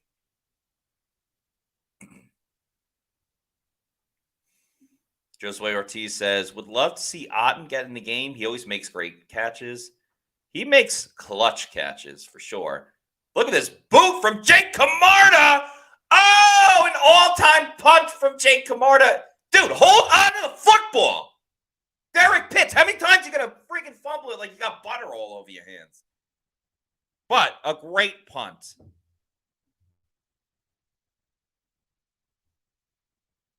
MVP Camarda.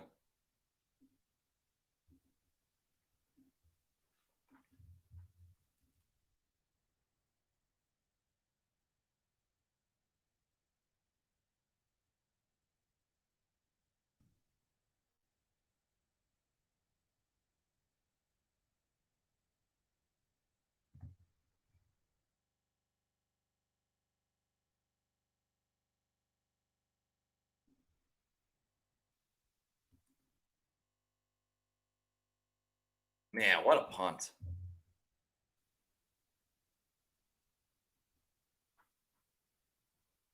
What a punt.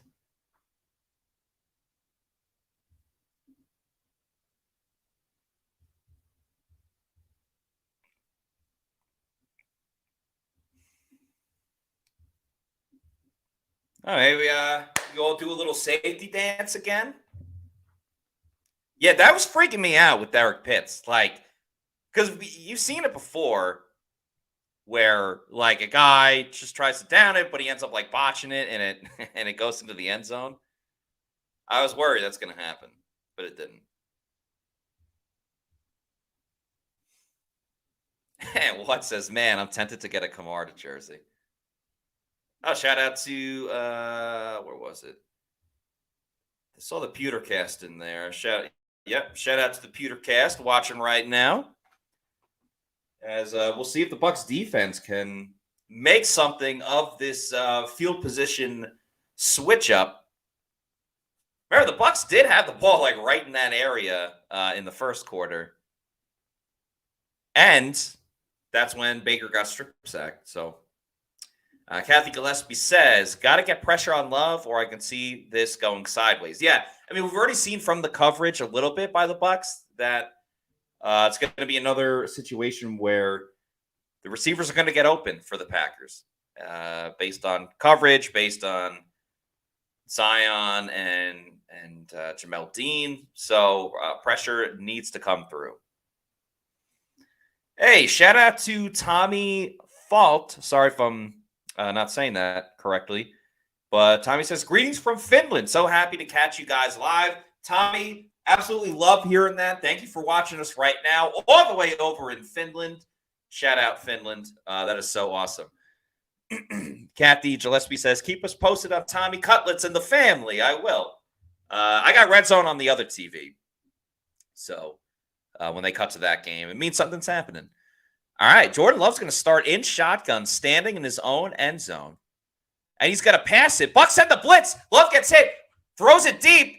Great defensive play by Christian Isian. Oh, no. There's a flag. That is BS. That's some bull junk. That's some bull jive.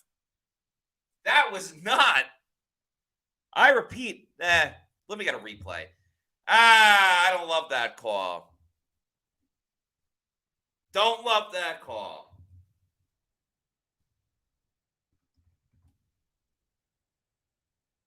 Oh, come on.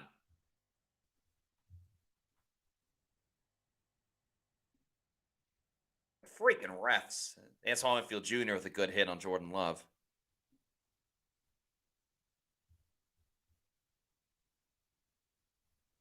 Man, what the heck?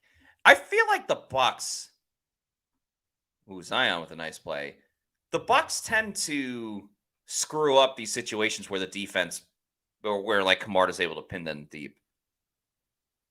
Like I forgot who was it when they. Oh, that's a false start. It's a false start. Okay, sorry. Talking about red zone. They got the Bears and Browns on. Yeah, that was a bad call. I really don't like that. Narav said these same refs from McCollum's pass interference last week could be 2nd and 10. Love's throwing it again, cross the middle. Nobody there from the Bucs, so that's a nice catch and run for Romeo Dubs. The game's rigged.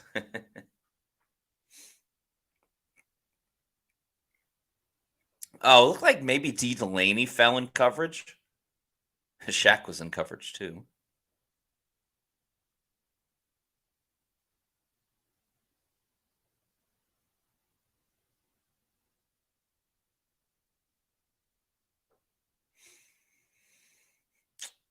All right, 1st and 10, 4:40 to go. Packers trying to double dip. Levante David on the blitz. Love is able to get it away.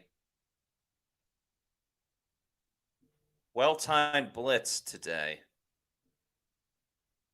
by the Bucs. Shaggy says, if that was DPI, I'm the effing king of England.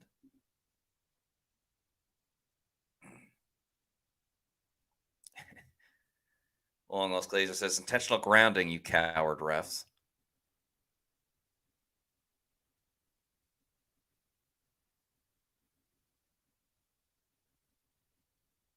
Second and 10.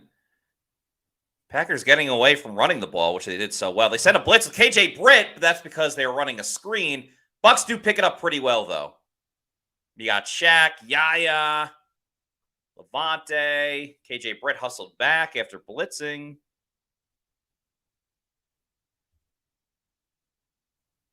They'll make it 3rd down.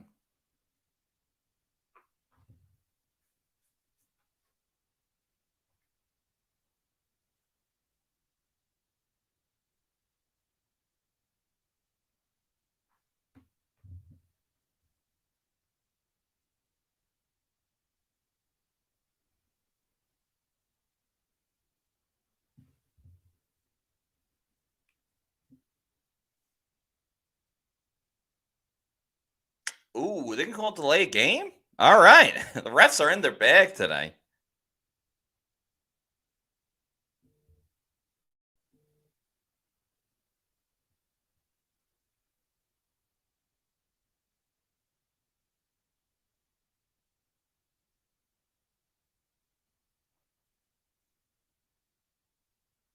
Shaggy says, side note, impressed with Matt Ryan in the booth. Yeah, I think, I'm not listening to the audio here, but other games I've watched this season with him on the broadcast, him and Tiki's pretty good too.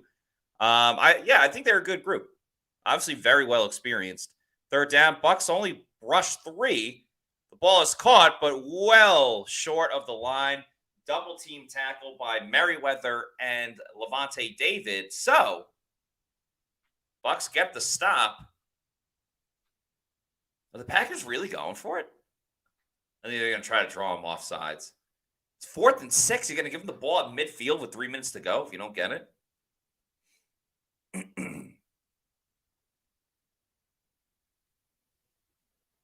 Are they legitimately going to go for it? I don't think they're going to go for it. Frosty Dennis on the field. 7 seconds. 6, 5, 4. He's not calling a play. 3, 2, 1. Nothing. They're trying to draw him off sides.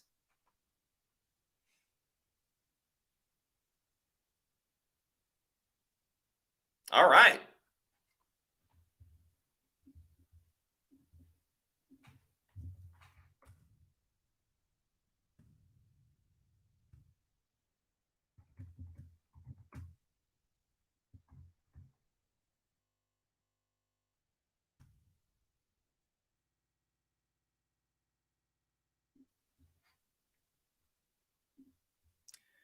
Oh, yeah. Got to check on. Damn, Rachaad White only has 33 rushing yards now. That sucks.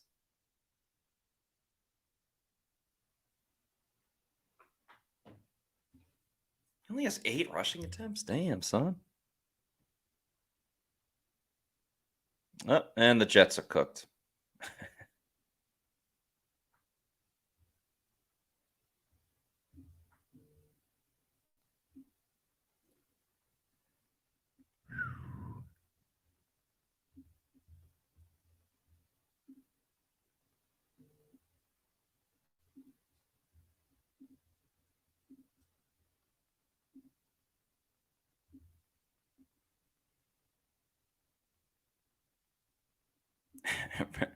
Ryan Sheffer says, color commentary didn't understand more room to punt. Angle says, people were seeing Mahomes and Rodgers bait offside so much that they thought they can do it, but it's always so damn obvious. Yeah, it has gotten more obvious in recent years. Like, I don't even think Jordan, and again, I don't have the audio, but just based on watching him, he was doing like hand motions and all this stuff. It didn't even look like he tried to do a hard count. I mean, half of trying to draw them off sides is a hard count.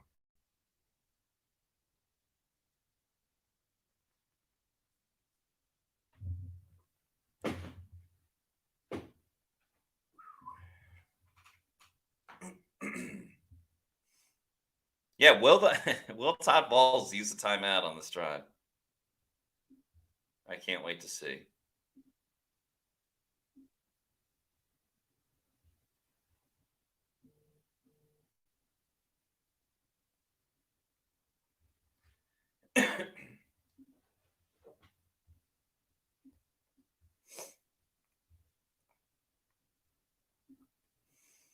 Charvelli Live says, and we still have 3 timeouts. Let's see how many we use after the first half. Yeah, it will be funny.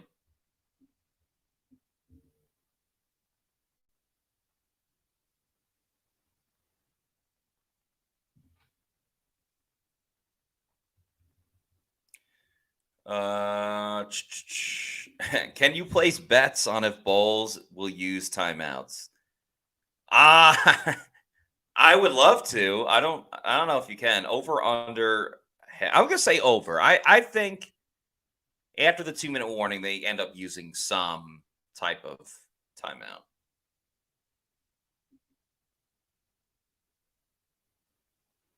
Yeah. Paul asking the same thing. Matty Diamond's their prop bet for Bowles and his use of timeouts. I say we have 3. You have to pretend to snap it. Yeah.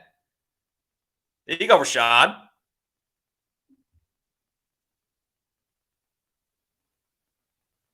Yeah, it's like 2 yards. I mean, that was kind of a meaningless play.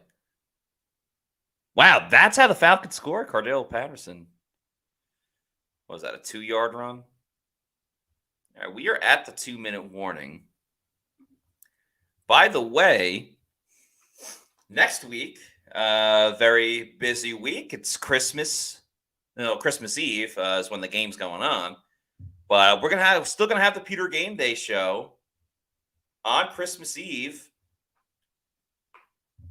for Bucs versus Jaguars. Remember, it's a 4:00 game, so the Pewter GameDay Show will start at 3:05, and then we will have the live reactions, analysis, all that fun stuff. That will go on an hour later at 4:05. So, if I hope you're spending time with friends, family, and loved ones on Christmas Eve. But if you have time, or if you're watching the game with said people and you want to tune in to this as well, that would be fun. Be happy to interact with everybody as well. And we appreciate all the Pewter people that watch. So hope that you guys turn out next week as well. I get it; it's Christmas Eve. People are busy. We did this on Christmas last year too, though. I think people forget that. So, yeah, hopefully we'll get some of you guys.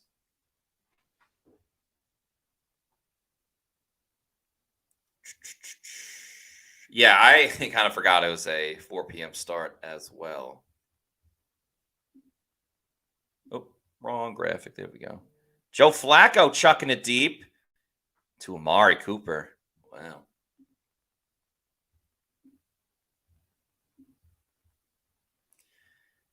Who was asking? Yeah, Raging Brisket asking, when was the last time the Bucs wore their red jerseys? They've worn it one freaking time this year. One freaking time this year. And that was the Monday night game against the Eagles. The game that I was at, actually.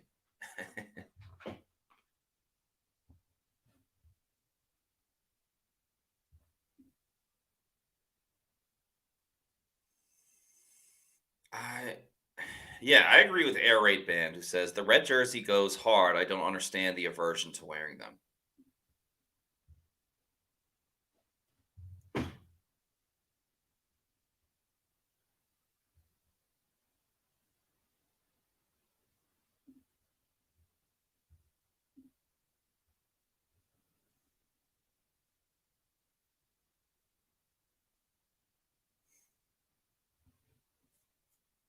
Second and 9. Damn, so they only got a yard on that. Watch, they're going to run it again. No, they fake it. This one goes to Mike.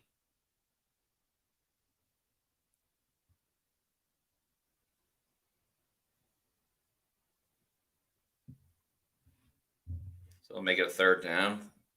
A 3 now would be terrible for the Bucs offense here. Shaggy says, this is the 8th game I've gotten this season out of market.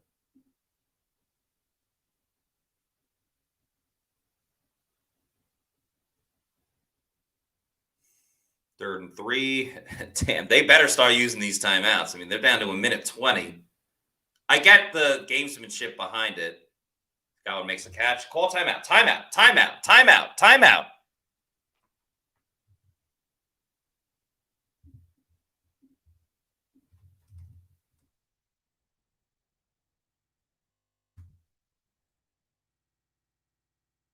Timeout!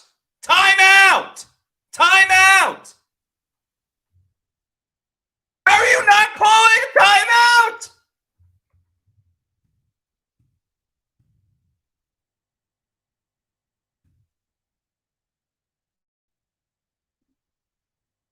Oh, Chris Godwin with an insane catch.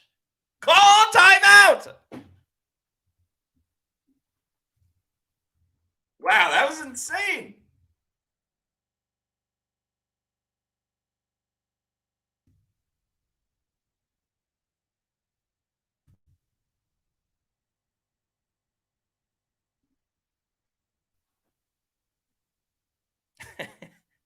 They got so lucky that linebacker did not. You gotta be kidding me. What the hell was that?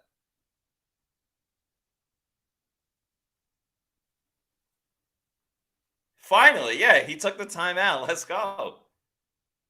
I mean, does anyone disagree with me? Like, I get it. You got to let the clock tick off a little bit because if you do go 3 and out, you don't want to give the ball immediately back to the Packers. Oh, Baker. Oh, Baker. Timeout. But I mean, like, oh, jeez. How do you take a sack there?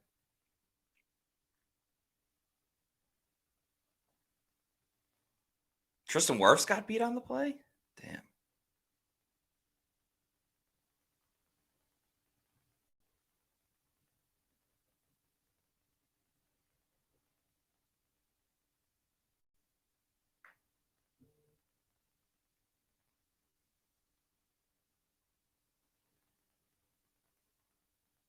It's either 2nd sack or 3rd sack.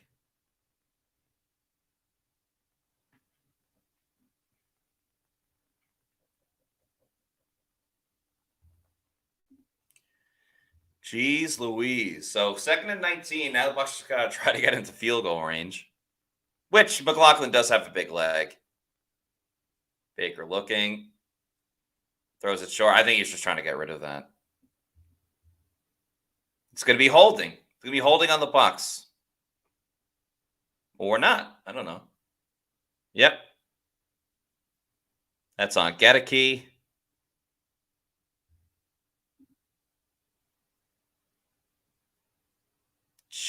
Yikes.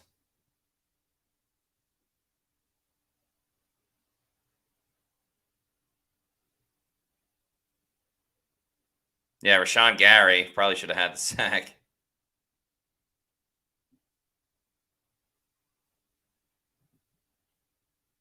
All right, this is it is 2nd down, so but now the Bucs are in a weird spot because they only have 1 timeout, which they should have used their timeouts before. So,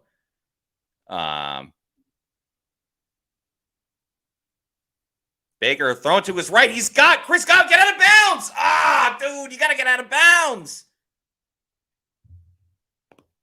Ah, excuse me. Really nice play by Chris Godwin, but you got to get out of bounds.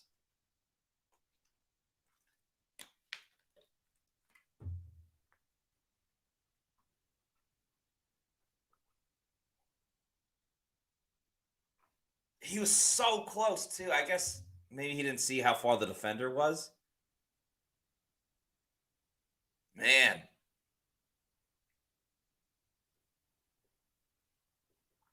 That was close. All right, 19 seconds to go. Oh, sorry. Let me put up the Haven't had the banner up for a while. 19 seconds to go. The game is tied at 10. Wow, Chris Godwin has 7 catches for 114 yards already. Good for him. I bet the Bucs can't run it with Rachaad White because they don't have any more timeouts.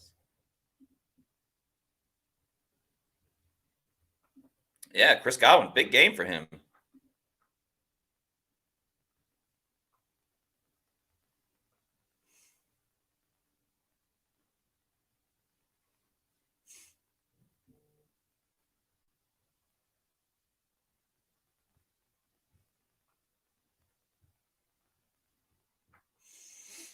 Yeah, it looks like the Bucs are probably gonna have to settle for 3. I wouldn't hate just trying to take a shot at the end zone.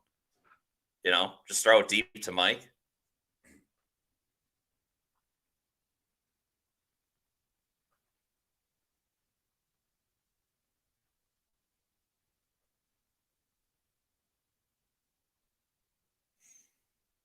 Yeah, I would. Yeah, pull a play out of the 2020 NFC Championship game. Packers do send the blitz. Oh no. Okay, yeah. Baker just throws it away. They'll settle for a field goal.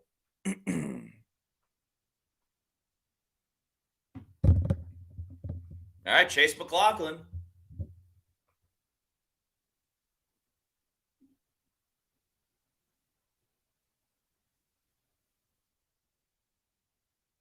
$46-yarder.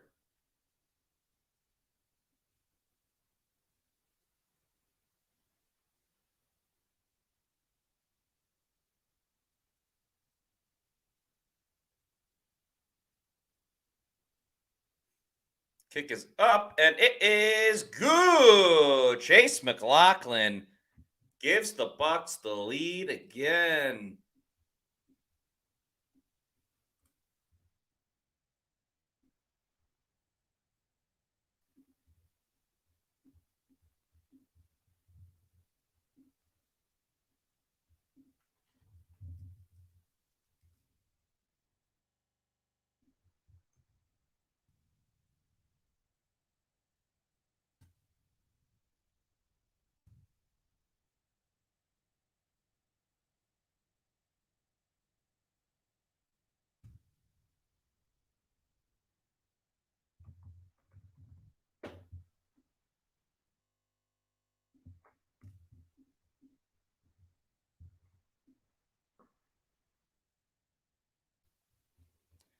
Chase McLaughlin. Where would the Bucs be without Chase McLaughlin?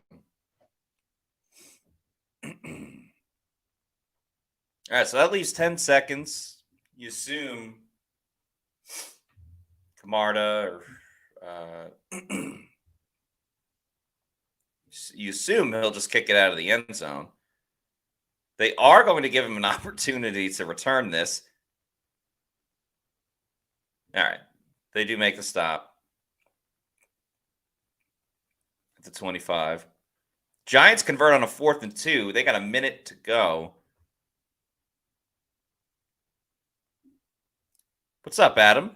Who asked how we doing today? Matt, I'm doing great. Enjoying the game. It's been entertaining. Just watching some foosball.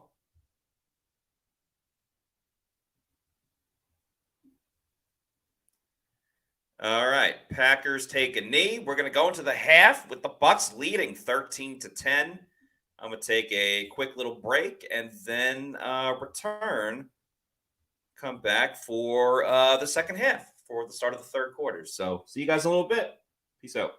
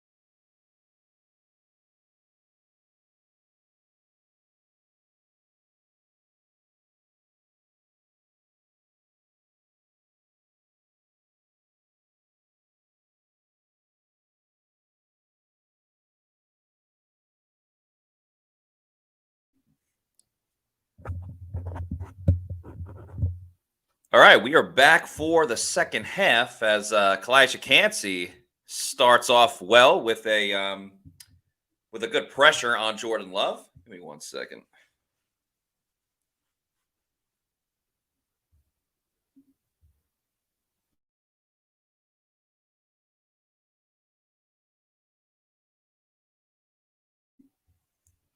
Second down, the Packers get back to running it, and that will be for a minimal gain. Hope everyone enjoyed their halftime. Good to be back with y'all.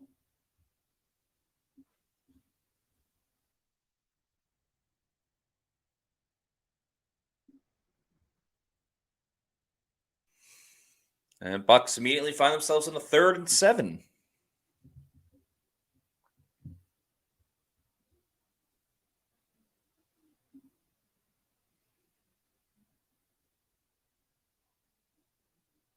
Todd Bowles called the timeout. Well, he loves calling timeouts early in the second half.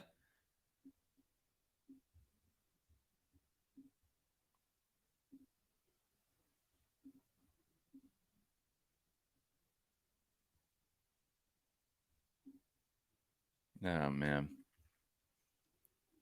It's quite comical.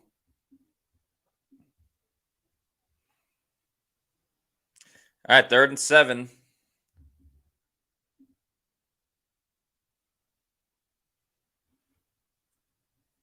Love's got time. Throwing down the field. Incomplete. That is a 3 and out for the Bucs.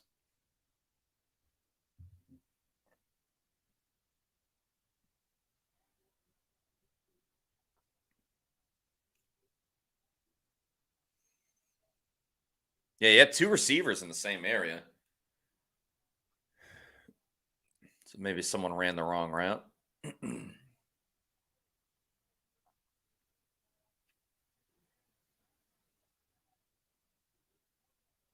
Devin Tompkins finally have an opportunity to return one.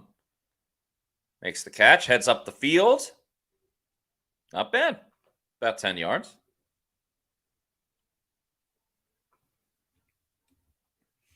All right, how we feeling about the second half? DeTwain Davis says, great defense.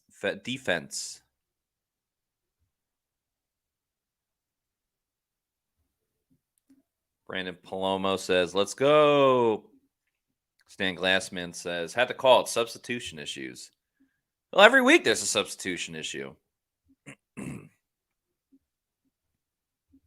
Every freaking week.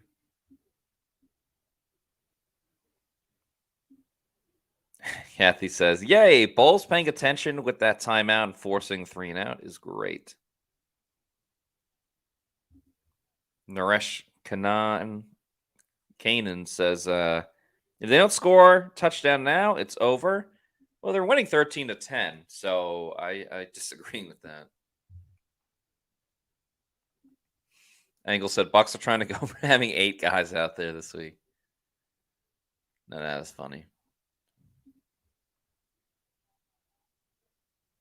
Comb a Bus says, Yaya and Kalijah give me hope for the future.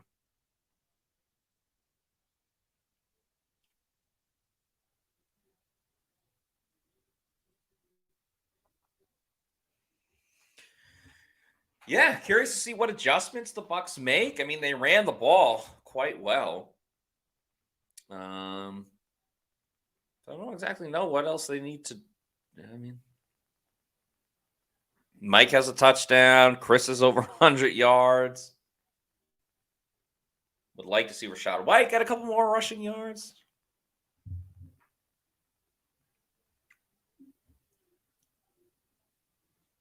Baby Boy 2 Demand says, no Tampa 2 -2 on that play. Ryan Sheffer says, at least he's using him. Got the defense off the field. RFK 617 says, keep feeding 14, talking about Chris Godwin. As Naresh says, let's get Evans 100 receiving yards. Adam P. Park asking, Matty Diamonds, you think Bowles leans on the run too much because he has the lead? I'm worried he gets too conservative. They have a 3-point lead. Many games that the Bucs have played this year, it's been close. The third quarter just started. They're going to run it the same amount that they have ran it all season. Like right now with a rush to Rachaad White, who gets just up the field a little bit for about 2-3 yards. All right, the Panthers moving down the field. That's right. I forgot the Giants kicker is injured.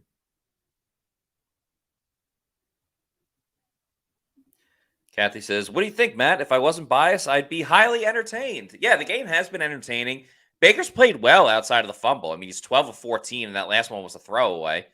They've gotten involved as he throws down the field. Okay, that was a bad throw. I'll take the blame on that. I complimented Baker, and he threw poorly.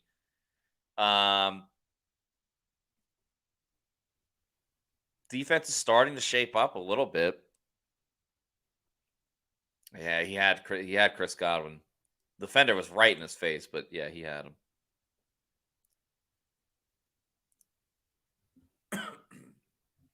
All right, 3rd and 6. We'll see if these teams trade 3 and outs.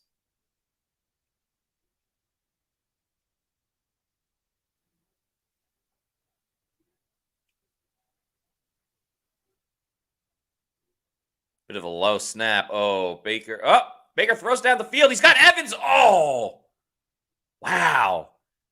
Great catch by Evans. I'm just like, he took a really hard hit. He took a really hard hit on that one. But he was open.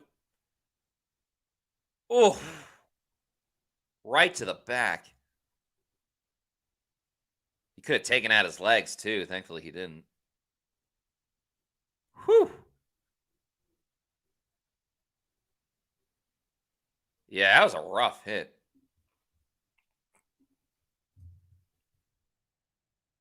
Rachaad White loses yards.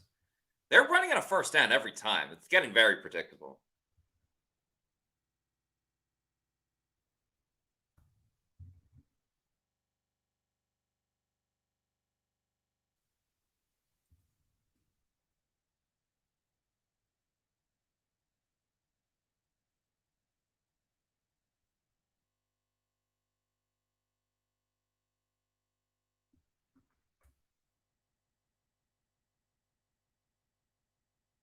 That was a 2-yard loss. Damn.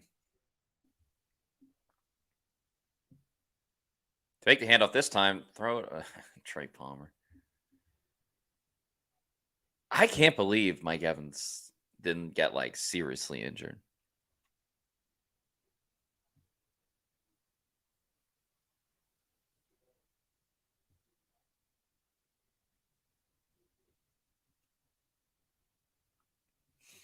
All right, 3rd and 12.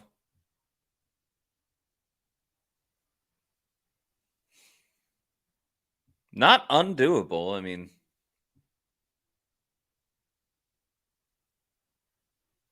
up here comes the screen. Looking for Godwin. Godwin heads up the field. He's going to get the 1st down and more. We're the Canals haters now. Well done by Chris Godwin, Dave Canales, Baker as well. Accurate throw. Tough to mess that one up.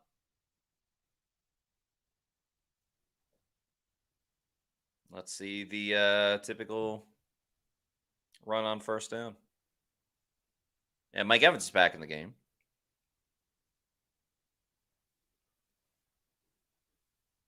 Here's another screen, this time to Trey Palmer. Palmer gets about 5 yards.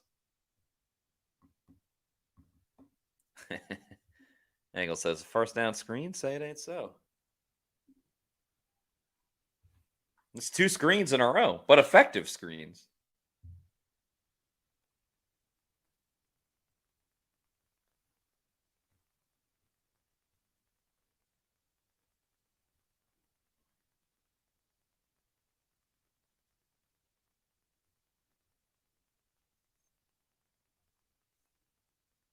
Now Baker over the middle for Rachaad White. White makes the catch, and he walks into the end zone. Rachaad White making an impact once again. And that extends the Bucs lead to 19-10. Rachaad White, Mr. Do-It-All.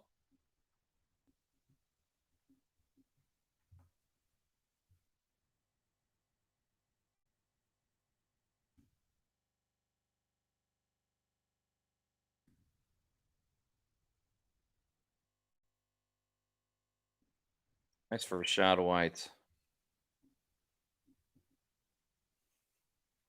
It is now 20-10.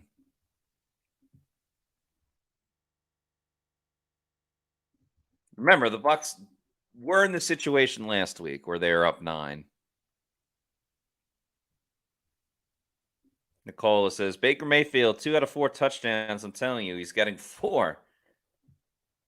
Chris Godwin with the 123 yards already.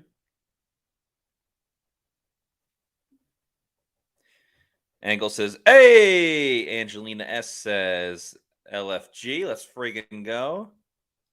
Alan Duffield says, Baker sucks again, right? Touchdown, Rachaad White. Is Dime Piece Dave mixing it up?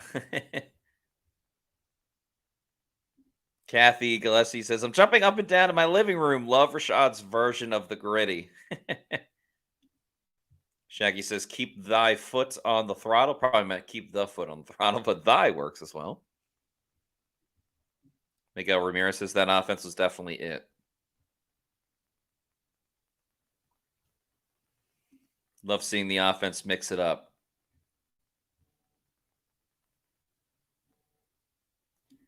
Daniel Gomez says, Matt, your screen is about a minute behind. What are we watching? It's commercial right now.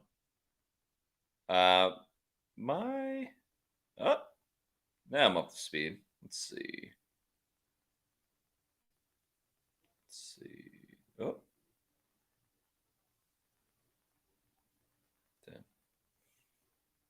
Okay, now I should be up to speed. Now they're doing the house party commercial.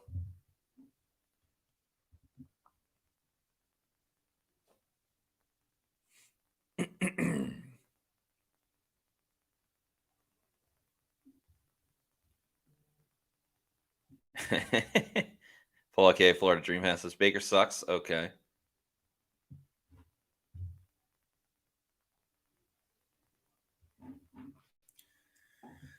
This is fun to see. This Bucs offense has been moving. 20 points in the third quarter?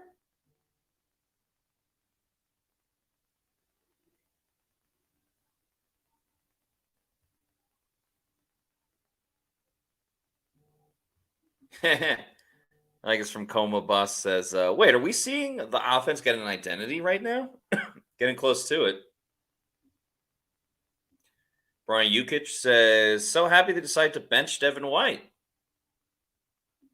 Baby Boy 2 demands says, when he throws on time this game, good things happen. I'm just saying.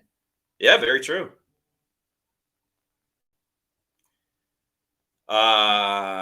Jeff the Champ says, wait, no, sorry, that's the wrong one. I'll get to you though, Jeff the Champ.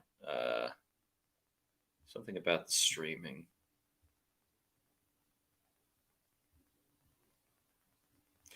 Stan Glassman says, YouTube will lag you. I keep making sure I'm at the end of the live stream. I'm watching on cable. But anyway, Jeff the Champ says, I guess Canals wasn't lying when he said we haven't seen the whole playbook. Yeah, we've seen a couple of different things today for sure.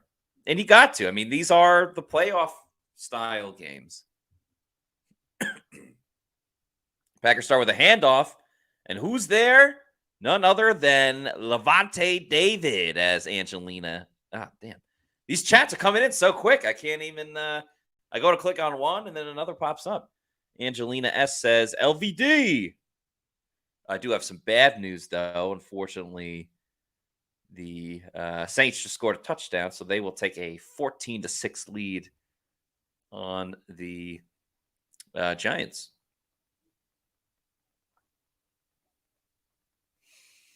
Second and 10 for Green Bay. They run a little play action.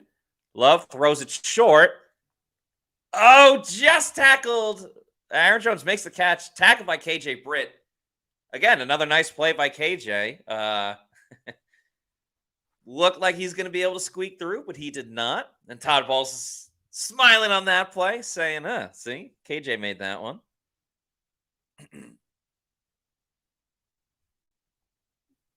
Third and 4. This would be big. Bucs can control the game if they get a stop here. You know they're going to want to run the crap out of the ball with Rachaad White, and I need the over on his rushing yards, so I would love that.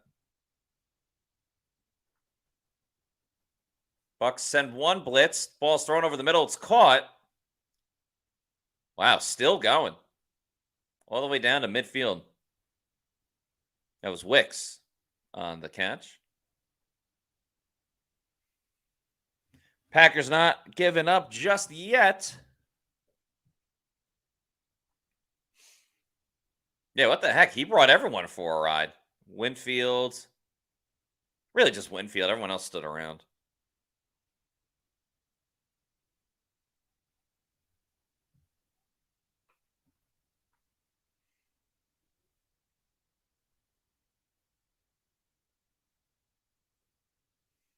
Love drops back to pass, throws over the middle, caught, and the ball's loose. Is it a fumble? Packers recover it. To be honest, I thought it was an incompletion. But, that's another forced fumble on the list of Antoine Winfield Jr. Let's see. Catch, 1, 2. I thought it was incomplete. Now, do you challenge this if you're Todd Bowles?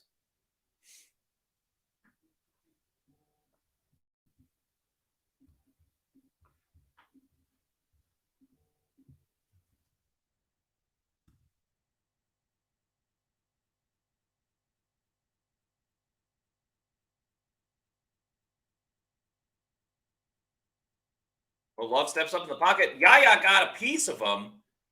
The throw, looking for Sims, was incomplete. So Yaya with the pressure impacted that play a little bit.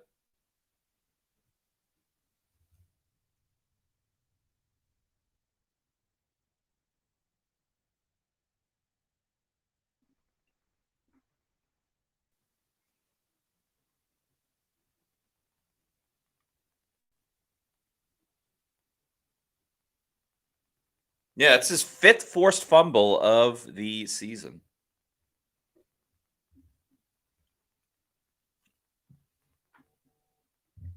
Third and 8. Bucs send a corner blitz, which leaves Wicks wide open.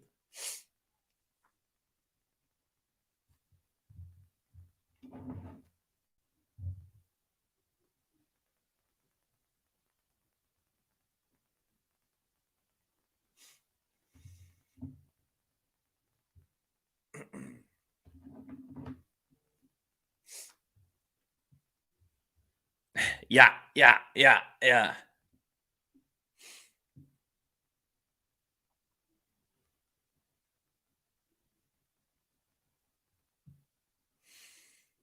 Wicks was wide open on that play. Love dropping back again. Vita Vea is trying to get in his face. Vita draws the holding penalty, so nice job by Vita Vea. Nicely done.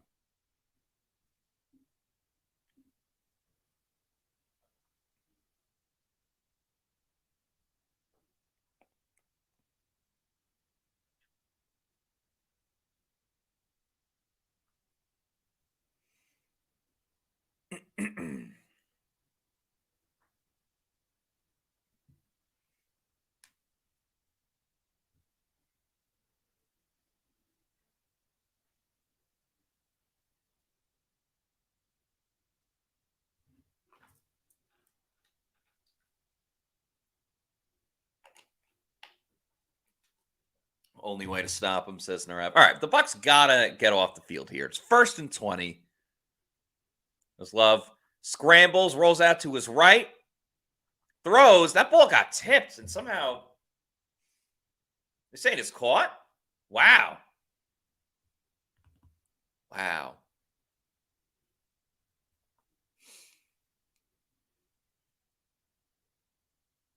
Now they're going no huddle because I guess they think it may have been incomplete. Doesn't matter. Bowles doesn't challenge it. I don't even think the Bucs are ready. So that's just a free first down for Green Bay.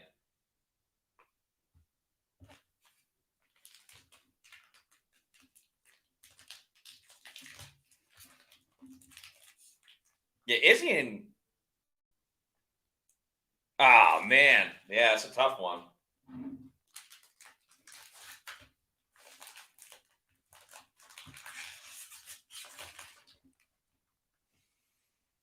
Yeah,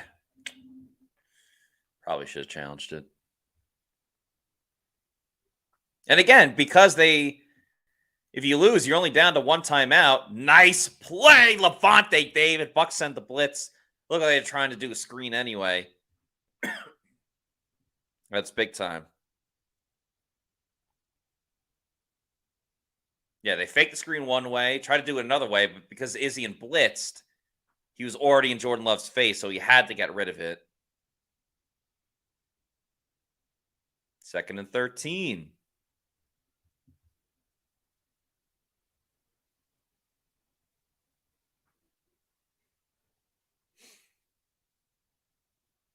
All right, who's going to make the big play? Love looking.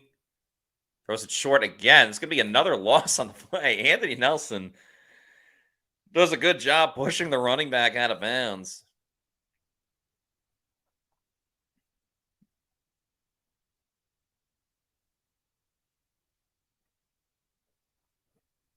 That'll make it 3rd down.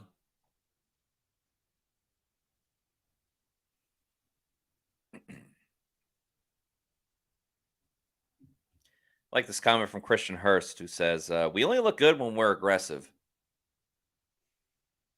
Seems to be the case. Yeah, screw it. I'd blitz again.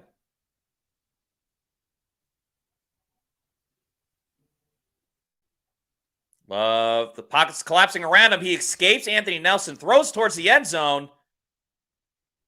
They're saying it's a touchdown. Wow.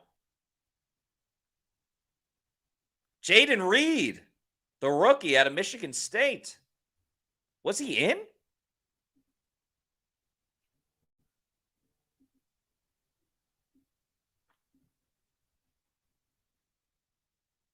One foot, 2 feet. Yeah, I think he's in.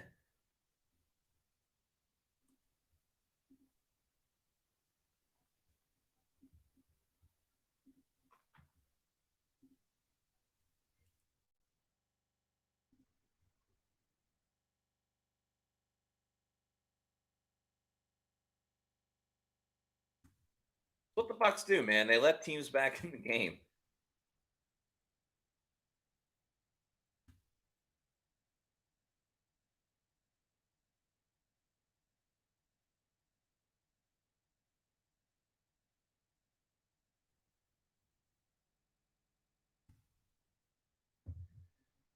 That's a tough one. Extra points good. It's 20-17.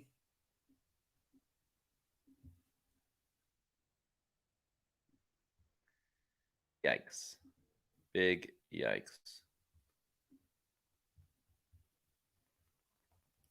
I'm going to have erase this real quick. So let's look at the graphic for a moment.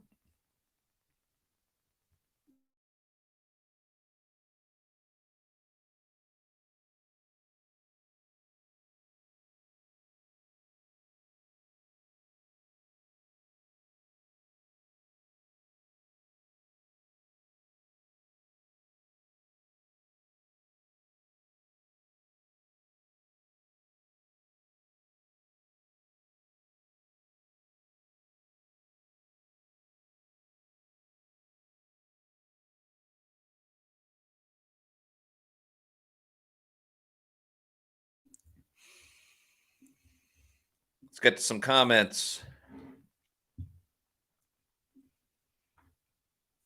Shaggy says, pass rush absolutely has to get home. Close ain't working. Second Royalty, giving credit to Jordan Love, says, that was just a good play. Hell of a pass, hell of a catch. True. Christopher Oxentine says, Bowles missed throwing the red flag. Ton Loco says Vita needs to start yelling at the ref. Joe Miliziano says defense has to be better on 3rd and longs. I agree with that wholeheartedly. Lord Jimbo 2 says, all right, they got every break possible that drive. Time for the offense to respond.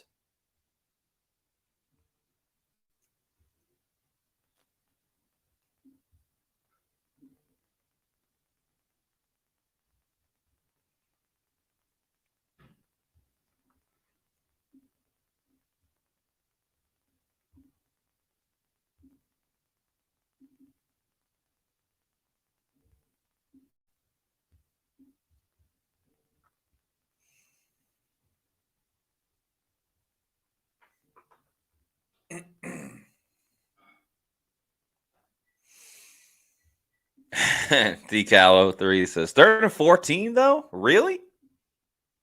That's a good point.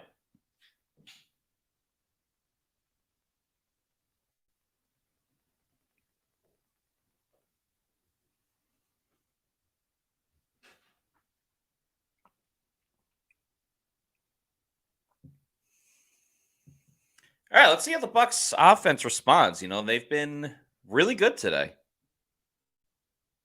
But of course, if they struggle once, everyone will say how terrible they are.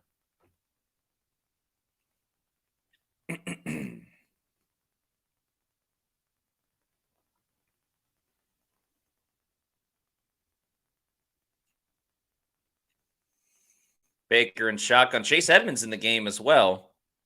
Throws over the middle, finds Cade Otton. Of course, Cade coming up in the clutch in the second half. Cade Otton gets the ball to around the 48, 49-yard line. So a good response by the Bucs.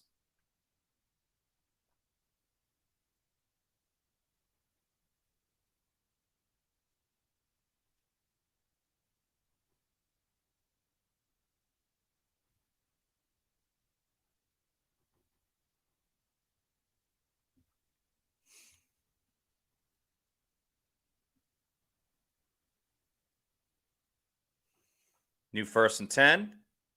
Another play action. Oh, man. Offensive line has not had their best game.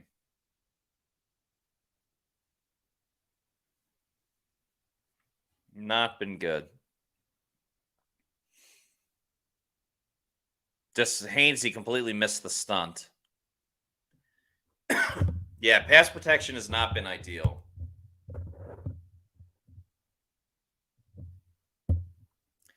Second and 18. All right, they're not going to run it because there's no running back in the backfield. There is a balloon, though. And Chris Godwin makes the catch, gets the first down. That's a huge play. Huge play.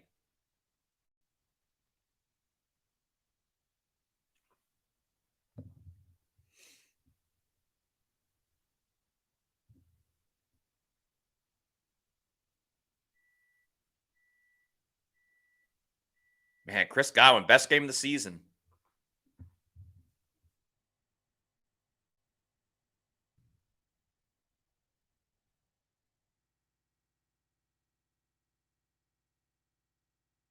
And they run it with Chase Edmonds. Dave Canales bucking the trend a bit as well because he's loved running the ball, but he's throwing it a lot on this drive.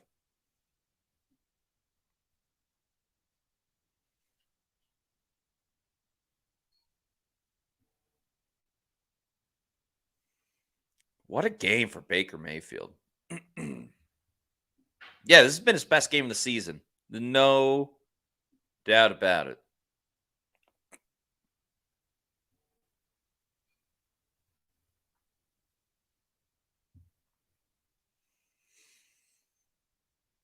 Oh, try to hit the slants with Mike Evans. Would be very comical of the Bucs to to kick a field goal here and then they go down and score a touchdown.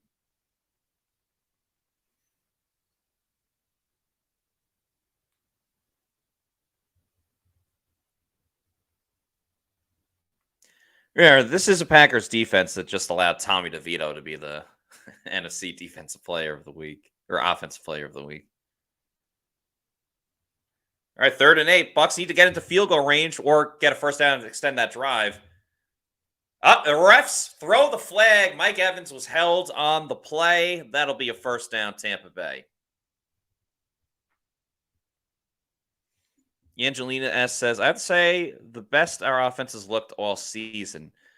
Yeah, I mean, people would point to the Houston game. It ended in heartbreak, but there were a lot of like stalls in that game against Houston. Like there were moments where the Bucs just looked multiple 3 and outs, weren't moving the ball at all. This game, the Bucs have been very consistent with moving the football down the field. They haven't scored on every drive, obviously, but like consistency wise, I think that was right. All right, Rashad White's back in the game, a running back. Baker's in shotgun. Tevin Tompkins goes in motion. He slipped a little bit. They do run it up the middle with Rashad, who gets about 4 yards. Ooh, Saints hit a field goal. That'll make it 17-6 over the Giants. So G-Men need to get something moving soon. Bucs, once again, trying to keep their distance from the Packers.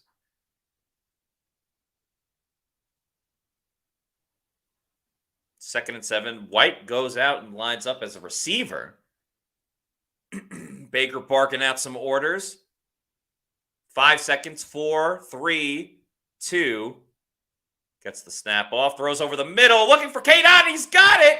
And he's down at the 2-yard line. Another big catch on this drive by Cade Otton. Bucs going no huddle now. I don't know why. I guess they like the formation that they have. They fake the handoff, looking for Evans in the end zone. Could not make the catch. Bit of an off-target throw. I think, yeah, if Baker throws that to the corner of the end zone, I think it's a touchdown.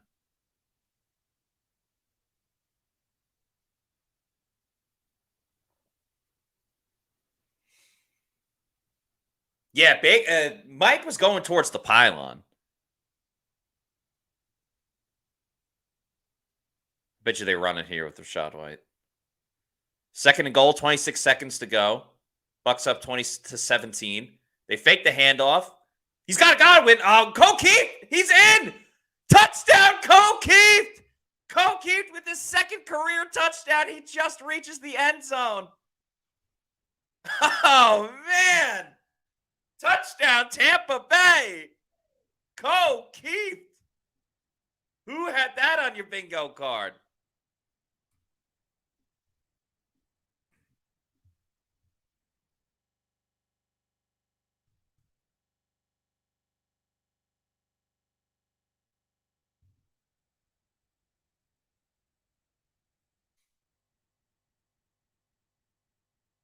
Oh, man.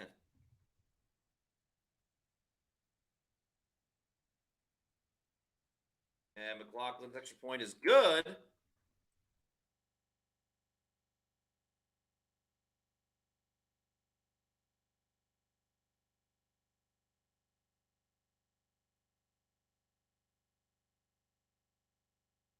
All right, Bucs up 27-17, and the over has officially hit. Give me the over. Give me the over. Night tonight. So, if you followed my pick on Pewter Picks and Props, I told you to take the over. What did I tell you? As Robert De Niro says in Goodfellas, what did I tell you?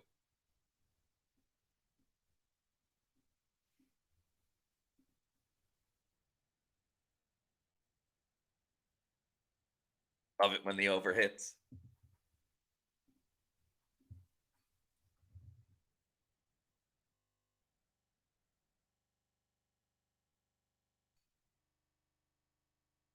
Give me the over. Give me the over.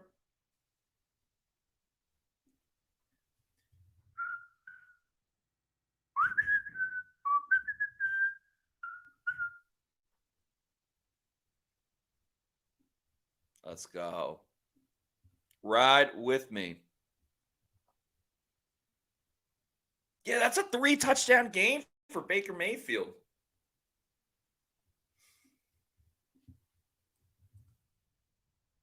Three touchdowns.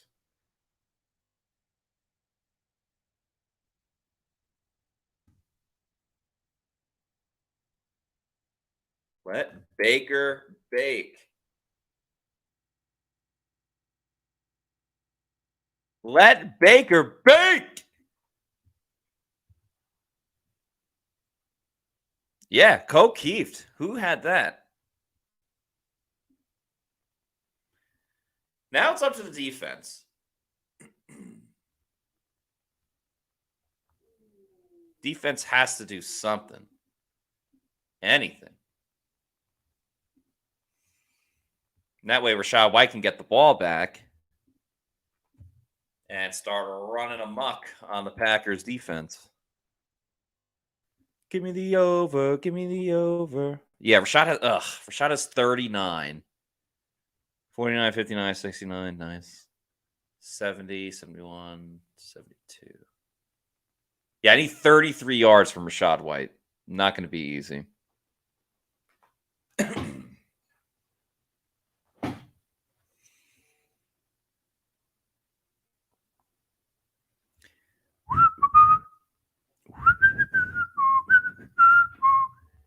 But to Rachaad White's credit, he also has 50 receiving yards. So doing a little bit of everything, as he typically does. Yeah, Chris Godwin leading the way with 9 catches for 144 yards. Mike Evans, 4 catches, 57 yards, and a touchdown. Rachaad White, 2 catches, 50 yards, and a touchdown. Cade Otton, 2 for 44. David Moore, 1 for 16. I would make David Moore wide receiver 3, for being honest. Trey Palmer, 1 for 5. And then Keeft with the touchdown. 1 catch for 2 yards. But a tutty.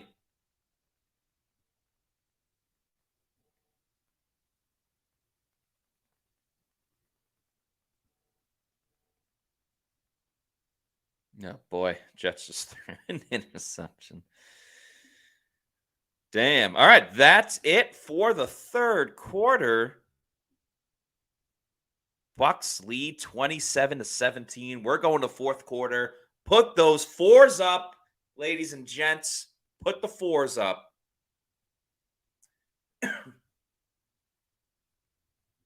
Bucs have to hold on to this lead.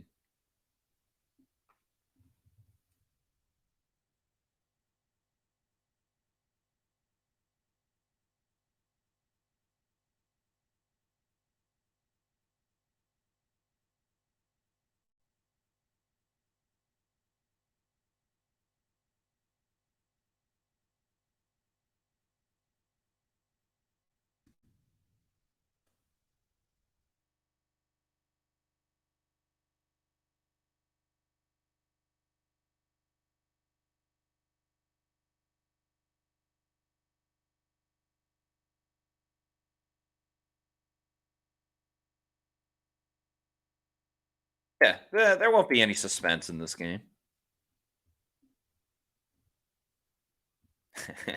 Cry more, Baker haters. Eater 17 saying, time for a Kancey sack. Tampa on the juice today, baby. Goat Keeft.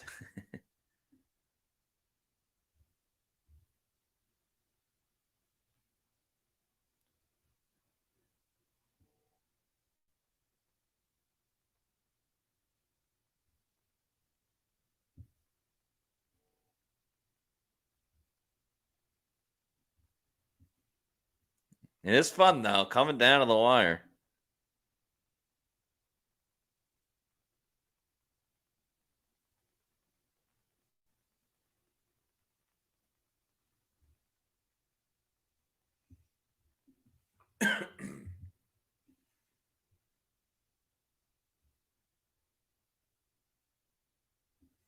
Nocturnals Buck Talk says, watching Diaby and Cansey is really exciting for the future. Them young men balling.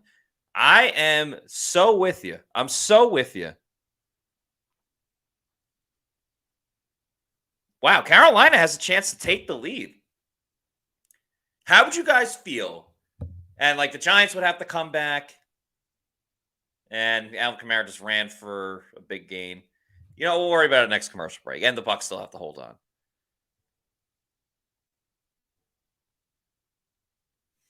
Screen pass to Wicks. Oh, come on. That was a hold on Zion. Like, Zion got held on the play, yo. Thank you to Ryan Giles for the $1.99 super chat, who says, I need your lock of the day to hit, but also don't. I appreciate that. Yeah, my lock of the day, the week, whatever was Falcons -3, which may not hit at the moment, but definitely do appreciate the super chat, Ryan. Oh, what did I do on that parlay today?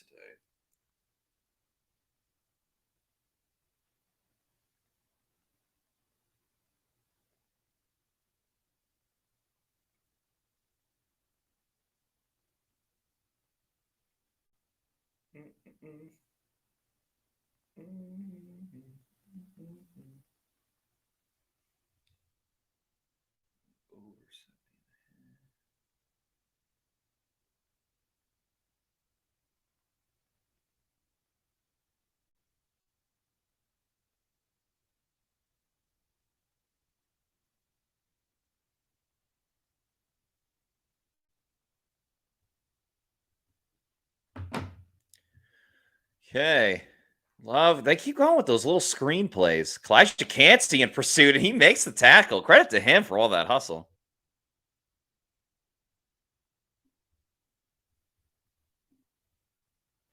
Can't knock the hustle.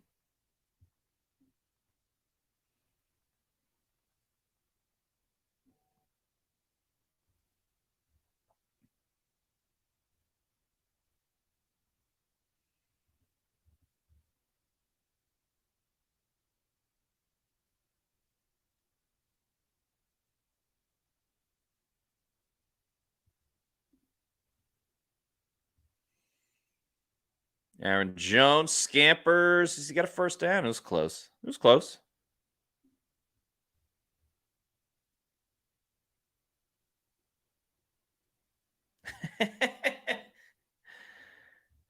Social media. So funny.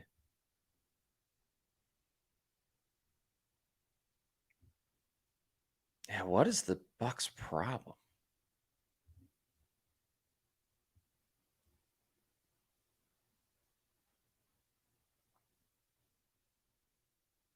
Third and 1. Big time 3rd and 1. And there's a flag. False start. False start.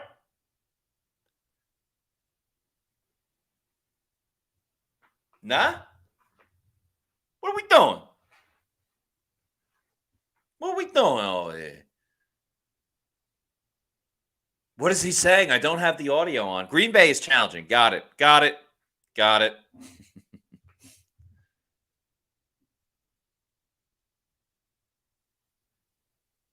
It's almost like he's playing beer pong or something with that toss. You got to freaking spike it.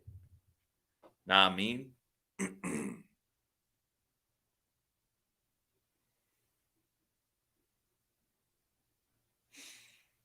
Yeah, they have this on Red Zone.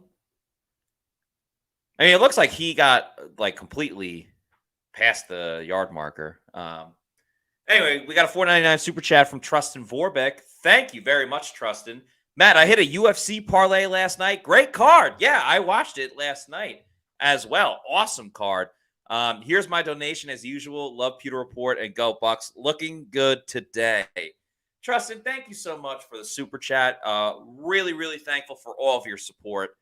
And yeah, that was a great card last night. I went to, I'm talking about strictly the pay-per-view. That guy, Emmett, that had the nasty knockout in the beginning. I had went to a UFC fight in Jacksonville, a fight night, and he was the main event, and he went up against Ilya Topia, the guy from Georgia that's undefeated. And everyone thought Emmett was gonna get knocked out in the first round. He took 1,000 punches, but he made it all 3 rounds or all 5 rounds, whatever it was. So he got like a big ovation. But that was a sick knockout. Good to see Leon Edwards win at the end. Patty the Batty probably should have KO'd Tony Ferguson, but nonetheless got the win. Wonder Boy got choked out, but yeah, it was a great card. Jack Black came out with him too. That was awesome.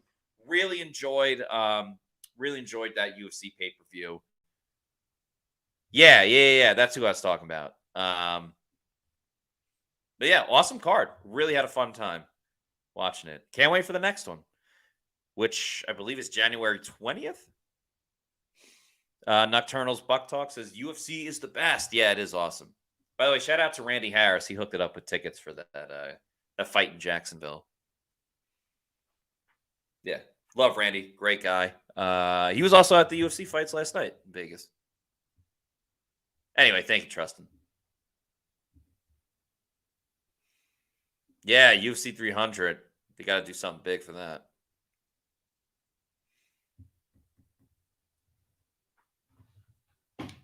Okay, the call on the field stands. The Packers lose a timeout. That's pretty big, especially with the Bucs up 10. Okay, Packers do the brotherly shove or the tush push. Oh, man, Giants came close to an interception. The Saints just got a 3rd and 16. That's pathetic by the Giants.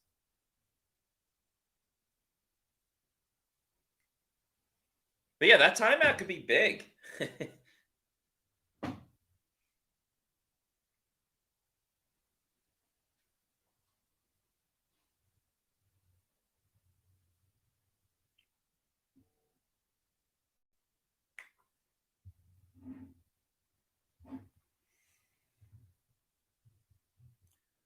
Okay, Packers run it with Jones. Gets about 5 yards. JTS on the tackle. Yeah, looks like Giants Saints is going to be done. Saints are going to be... Did they announce who's going to be on the fight for UFC 300?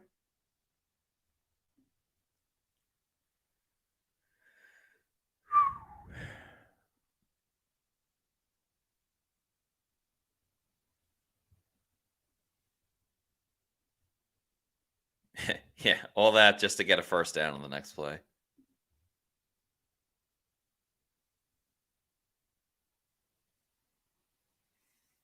A little screen back to Aaron Jones. Some Bucs in pursuit. Okay, they'll make it another 3rd and short.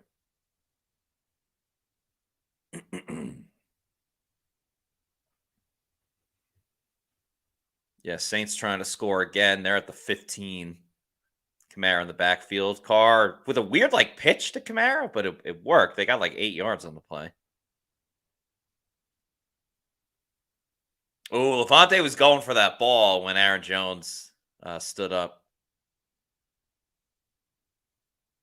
Is it pouring rain in Charlotte? That's what it looks like.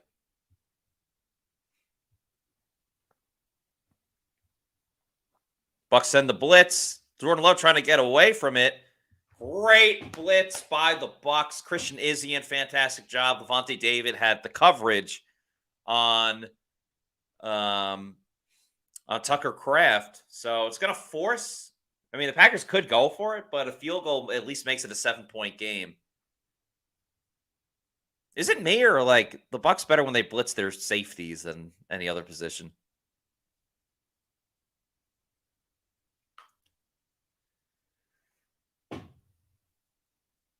Durs Carlson. Durs from Workaholics. The kick is up, and it is good. That'll make it a 1-possession game. Bucs lead the Packers 27-20. There's still 10 minutes to go in this game, so Bucs are by no means out of the woods.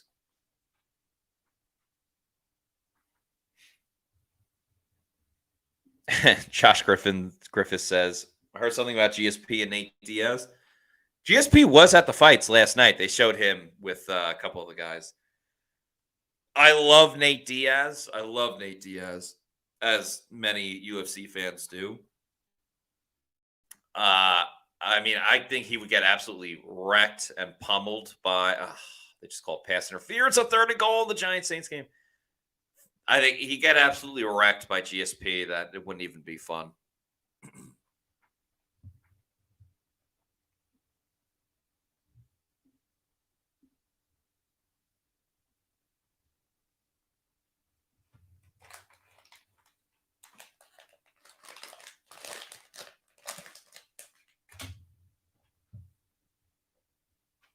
Brian Sheffer says, bend but don't break. I'll take it. Gabriel Perales, Gabriel Perales says, Keefe time. Oh, wow. Jimmy Graham just scored a touchdown. That all but ends the Giants' playoff hopes. Giants defense couldn't get a stop today. But at least the Giants helped out the Bucs by beating the Packers last week.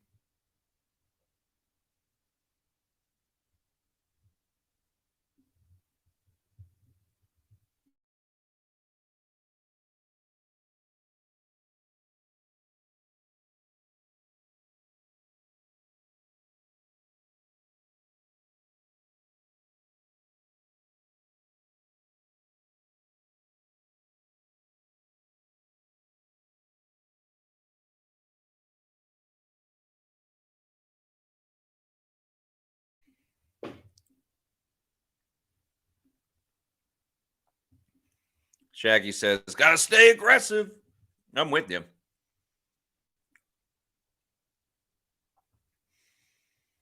Some people don't want a field goal. Others said field goal would be okay. Yeah, I mean, as long as you make it a 2-possession game, it's really all you need.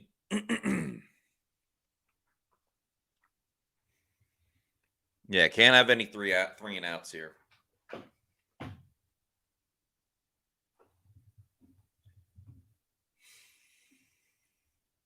Yeah, Paul, really need a big drive from Rachaad White. We need at least 20 yards on this drive from Rachaad White. But I don't know if that's going to happen. Because realistically, the Bucs will probably get the ball twice, including this drive. So many freaking runs out of the shotgun today. But this is a play action. Baker faked the cameraman as he extends his.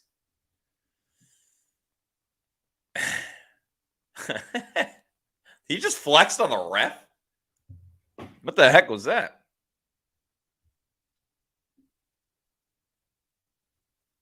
That's pretty funny.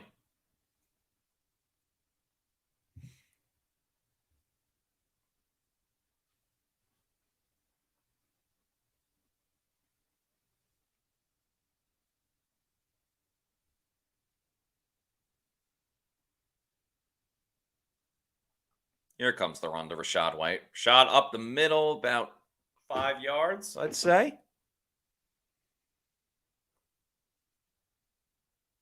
5 or so.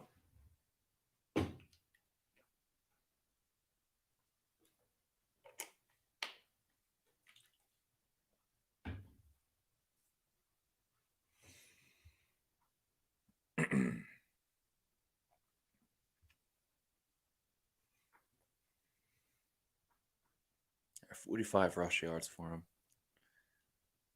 Who's going to make the big play for the Bucs? 3rd and 4, 8:45 to go in the game. Packers bring some pressure. Baker over the middle. It's caught.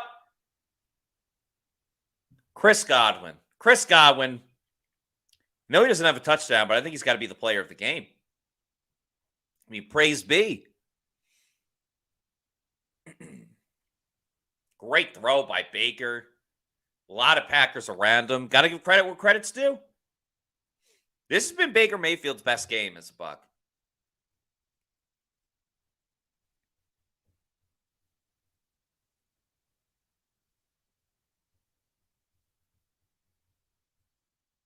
(21-27), 329 yards and 3 touchdowns. He's a run with Rachaad White. Okay, another 5 yards. Churning it, churning it.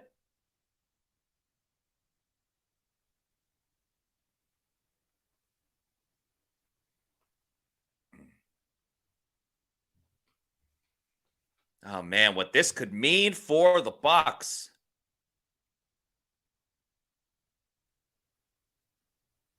And then we'll have the drama about Devin White hamps the game, too.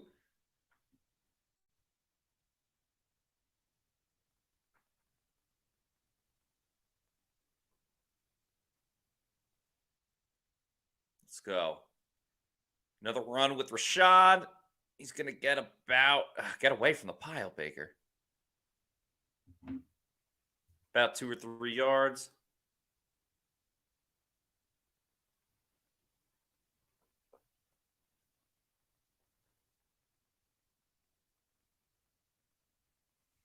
Rashad White has now gone over for 100 yards from scrimmage for the 4th consecutive game. Yeah, he gets it done in multiple ways. 3rd and 4 for the Bucs. They're at midfield.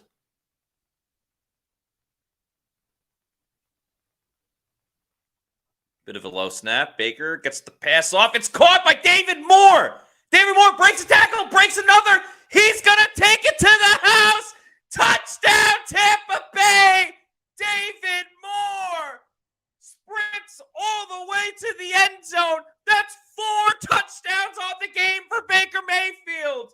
Absolutely incredible. The Bucs take a 33-20 lead with 6:30 to go and the extra point impending. Packers fans look miserable, staring up at the sky saying, what happened? David Moore, wide receiver 3, book it. Book it.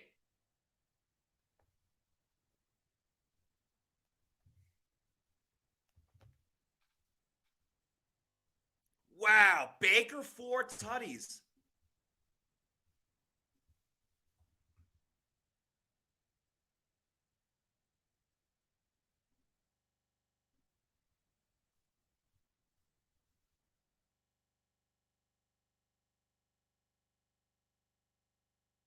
Oh, don't tell me he was. Oh my God.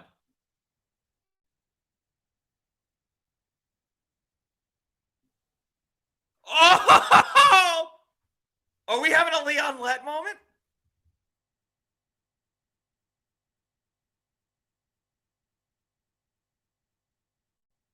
Was he in?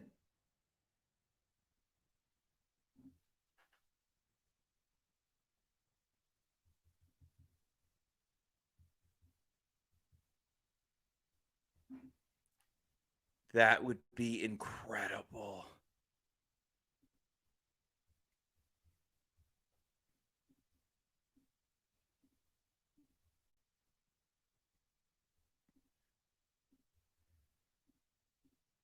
That would be. I think he scored.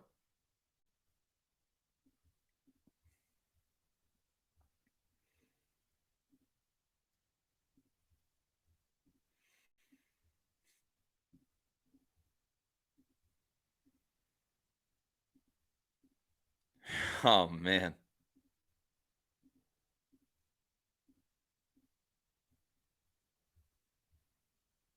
Baker 4 tutties.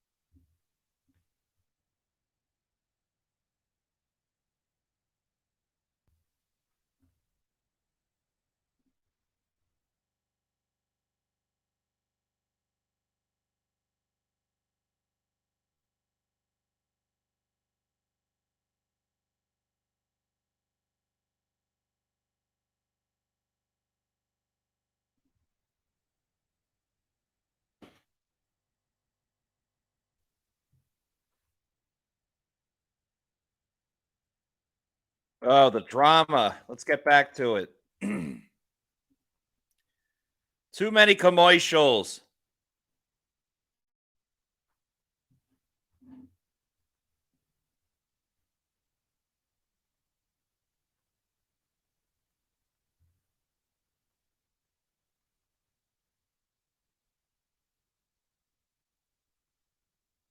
Okay, the call stands.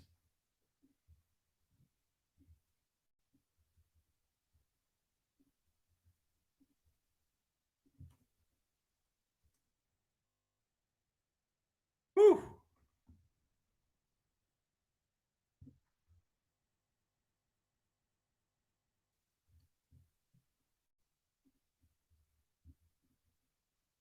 Dirty 4-20. There's been 54 points scored in this game.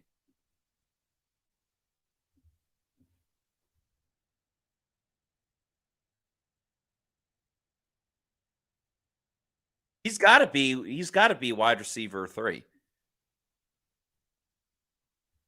I mean, outside of obviously whatchamacallit? Obviously Trey Palmer's faster and can do a lot more. But David Moore, no pun intended, has made bigger plays. Excuse me. Byron Turner, thanks for the $4.99 super chat, says division winners. No Deshaun Jackson BS on display. That man is on the line. I wouldn't say division winners just yet. I mean, the Falcons are trying to hang on. And the Bucs, and the Saints are going to beat the Giants today.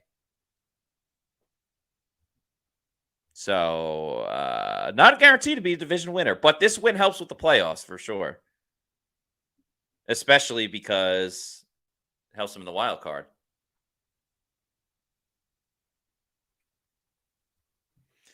All right, Packers going to be in no huddle for the rest of the game.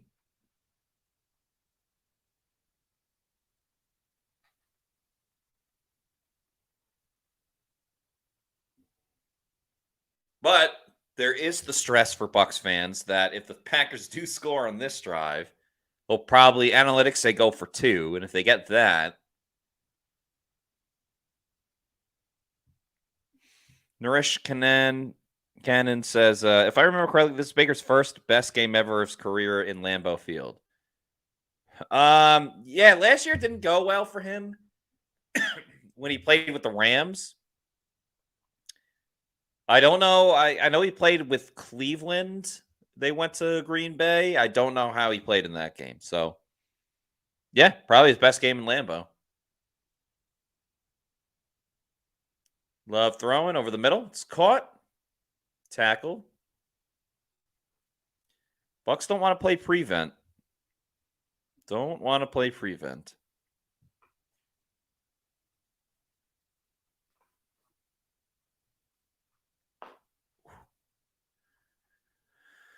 Another run. I don't know why they're running the ball now. Let them run all day. They need 2 touchdowns. They're down 14.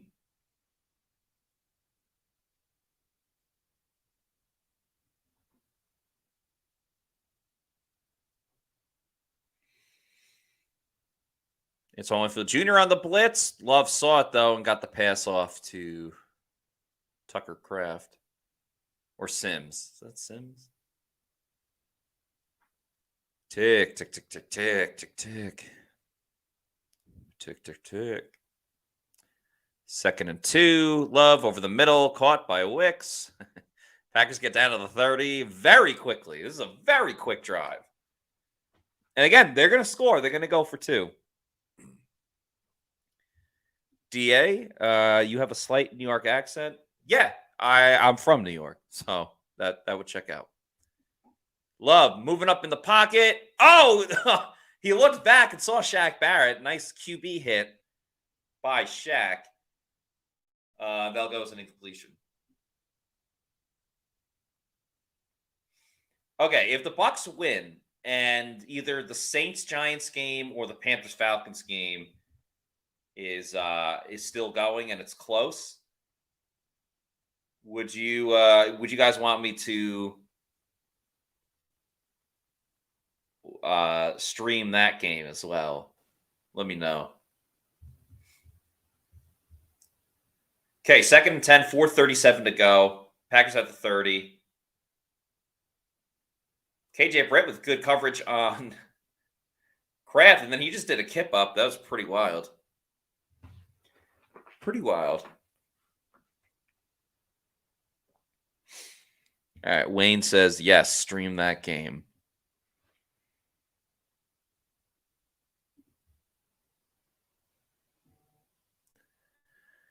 Love running around for his life. Throws it to the left side.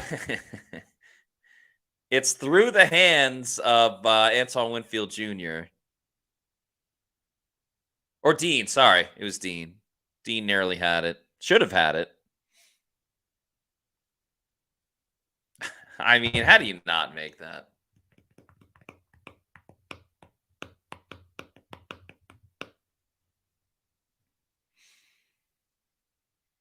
Fourth and 10. This could be the game. I mean, Packers have 2 timeouts, 2-minute warning, but a couple of drives and it's over. Bucs send the blitz. Levante David, Antoine Winfield Jr. David's on him. And the ball's loose. The ball's loose. It's picked up by Logan Hall. And that's going to seal the deal. Levante David with a strip sack at the end. Logan Hall jumps on it. It's a strip sack. Another turnover forced. Actually, the first turnover forced by the Buccaneers today. And that's going to give the Bucs the ball with 4:18 to go, and they're up 34-20. Oh, Shaq Barrett was in on it. We talked about Shaq needing to make a big play. Shaq in on the forced fumble. Let's see. There's Levante. Yeah, so I think it'll be a half sack for Levante and Shaq Barrett, and then Shaq will get the forced fumble. It was 4th down, but regardless, still awesome. Now let's get those Rachaad White rushing yards. Head up the field, Rachaad.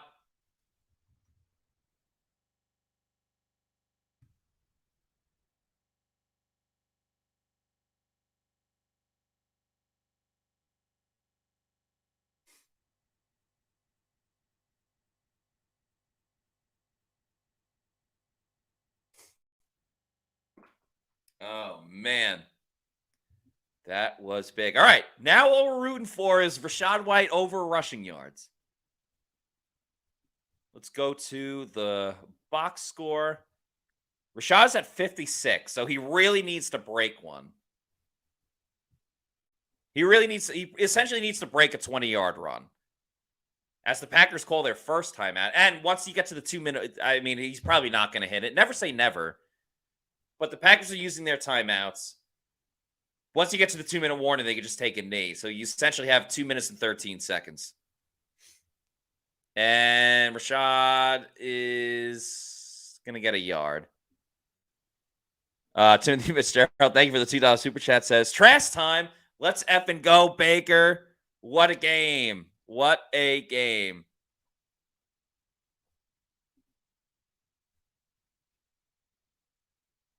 Yeah, it's another timeout. And again, the wild card changes everything now.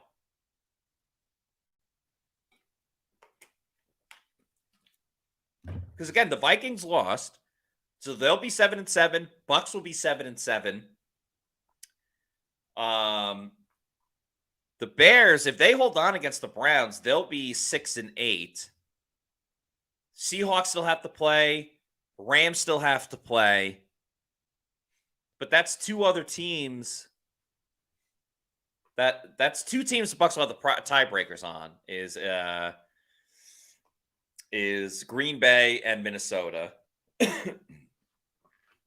And then also, I mean, if they beat the Saints, they'll also have the tiebreaker against the Saints. Oh, Rachaad White didn't get it. Damn it. All right. Well, that's not going to hit. Damn. Can you just say, let's go for it?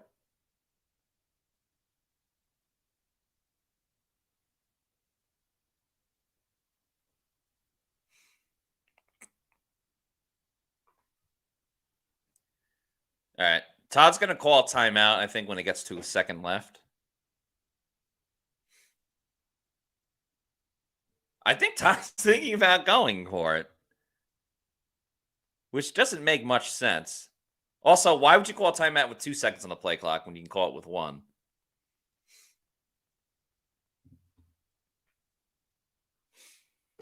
Okay, Panthers got the ball.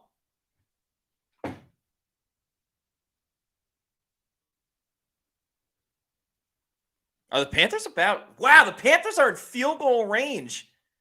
The Falcons have 2 touchdowns. But the Panthers are in field goal range. I mean, they might score a touchdown. If they score here, the games might be done. Oh, my God. Is there a fumble? Oh, never mind. The way all the defenders were running was crazy.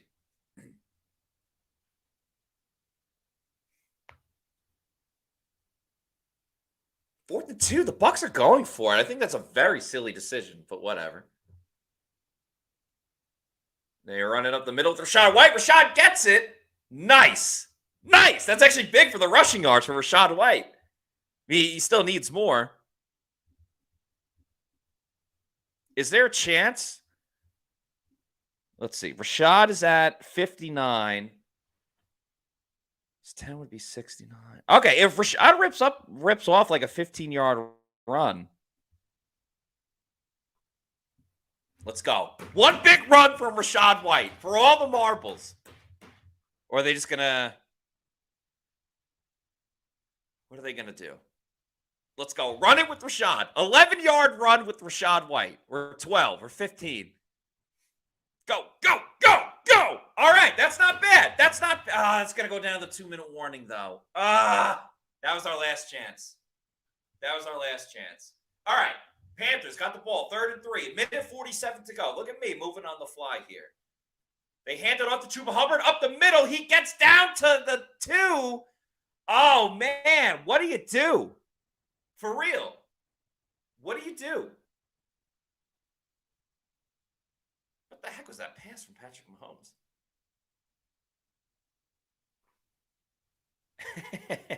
Double box with Matt. Yeah, I got the red zone on. I got the Apple TV as well. But this battery's dying a little bit. So I could just throw it on the YouTube.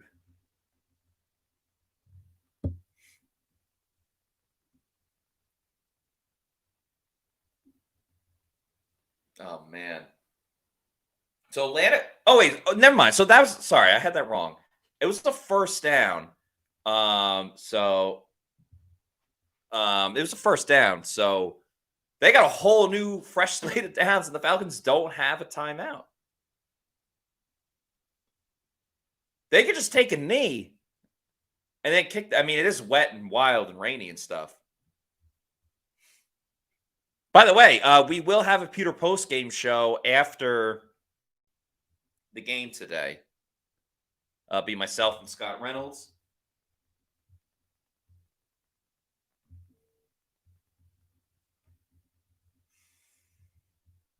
Yeah. So that'll be cool.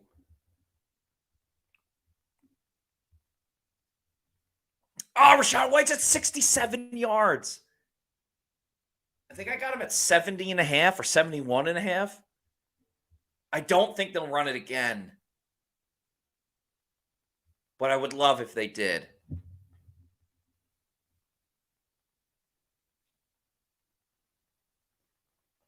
Second goal for Carolina.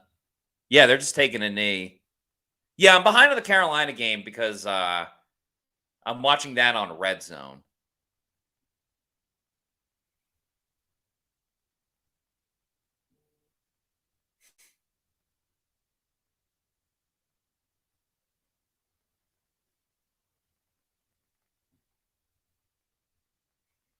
I'm not going to get caught up. I'm just going to wait to watch Red Zone.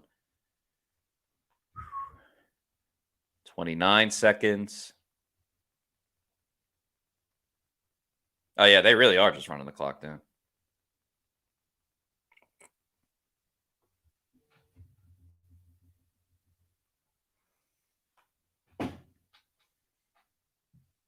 Oh, man. The Falcons are going to lose to the Panthers. The Bucs will be tied with the Saints for first place in the NFC South, unless the Giants make an insane comeback, but I don't see that happening. The Falcons lost. The Falcons lost to the Panthers. Come on, Rashad. Run it with Rashad. Get those yards, Rashad. Go, go. He's going to hit it. Rashad White over rushing yards. Rashad White over rushing yards. What did I tell you? What did I tell you? Take the over on Rashad White rushing yards, and it hits with the game done. But that's why you gamble, because you still got a chance to root for something, even in garbage time. We hit it. Paul, a.k.a. Florida Dream House, we hit it. That's why you play until the end. You play until the whistle. Let's go. Let's go. Woo! Rashad White, a hell of a game. A hell of a game. What a win for the Bucs. What a win on that bet. I am pumped. I am pumped. And the Panthers beat the Falcons. Whew. And we got the Pewter Postgame Show coming up. What a way to end it. Now, don't let up. Wow. Panthers win 9-7. What a Sunday indeed. I'm so happy they ran it with Rashad White. That was awesome. Give me the over. Give me the over. All right. Got to catch my breath. Your Tampa Bay, yeah, Jungle Life. Yeah, great song. JK says tens of fans in Charlotte saw it live. So freaking funny. Yeah, great football today. Baker Mayfield, his best game of the season as a Buccaneer. He won the Bucs that game today. We said before, how many games has Baker Mayfield won them a game this season? Today he did. We got the Pewter Postgame Show coming up in a little bit. Thank you to everybody that watched. I had an amazing time with all of you. Thanks to Bailey Adams for doing the pregame show in the first quarter.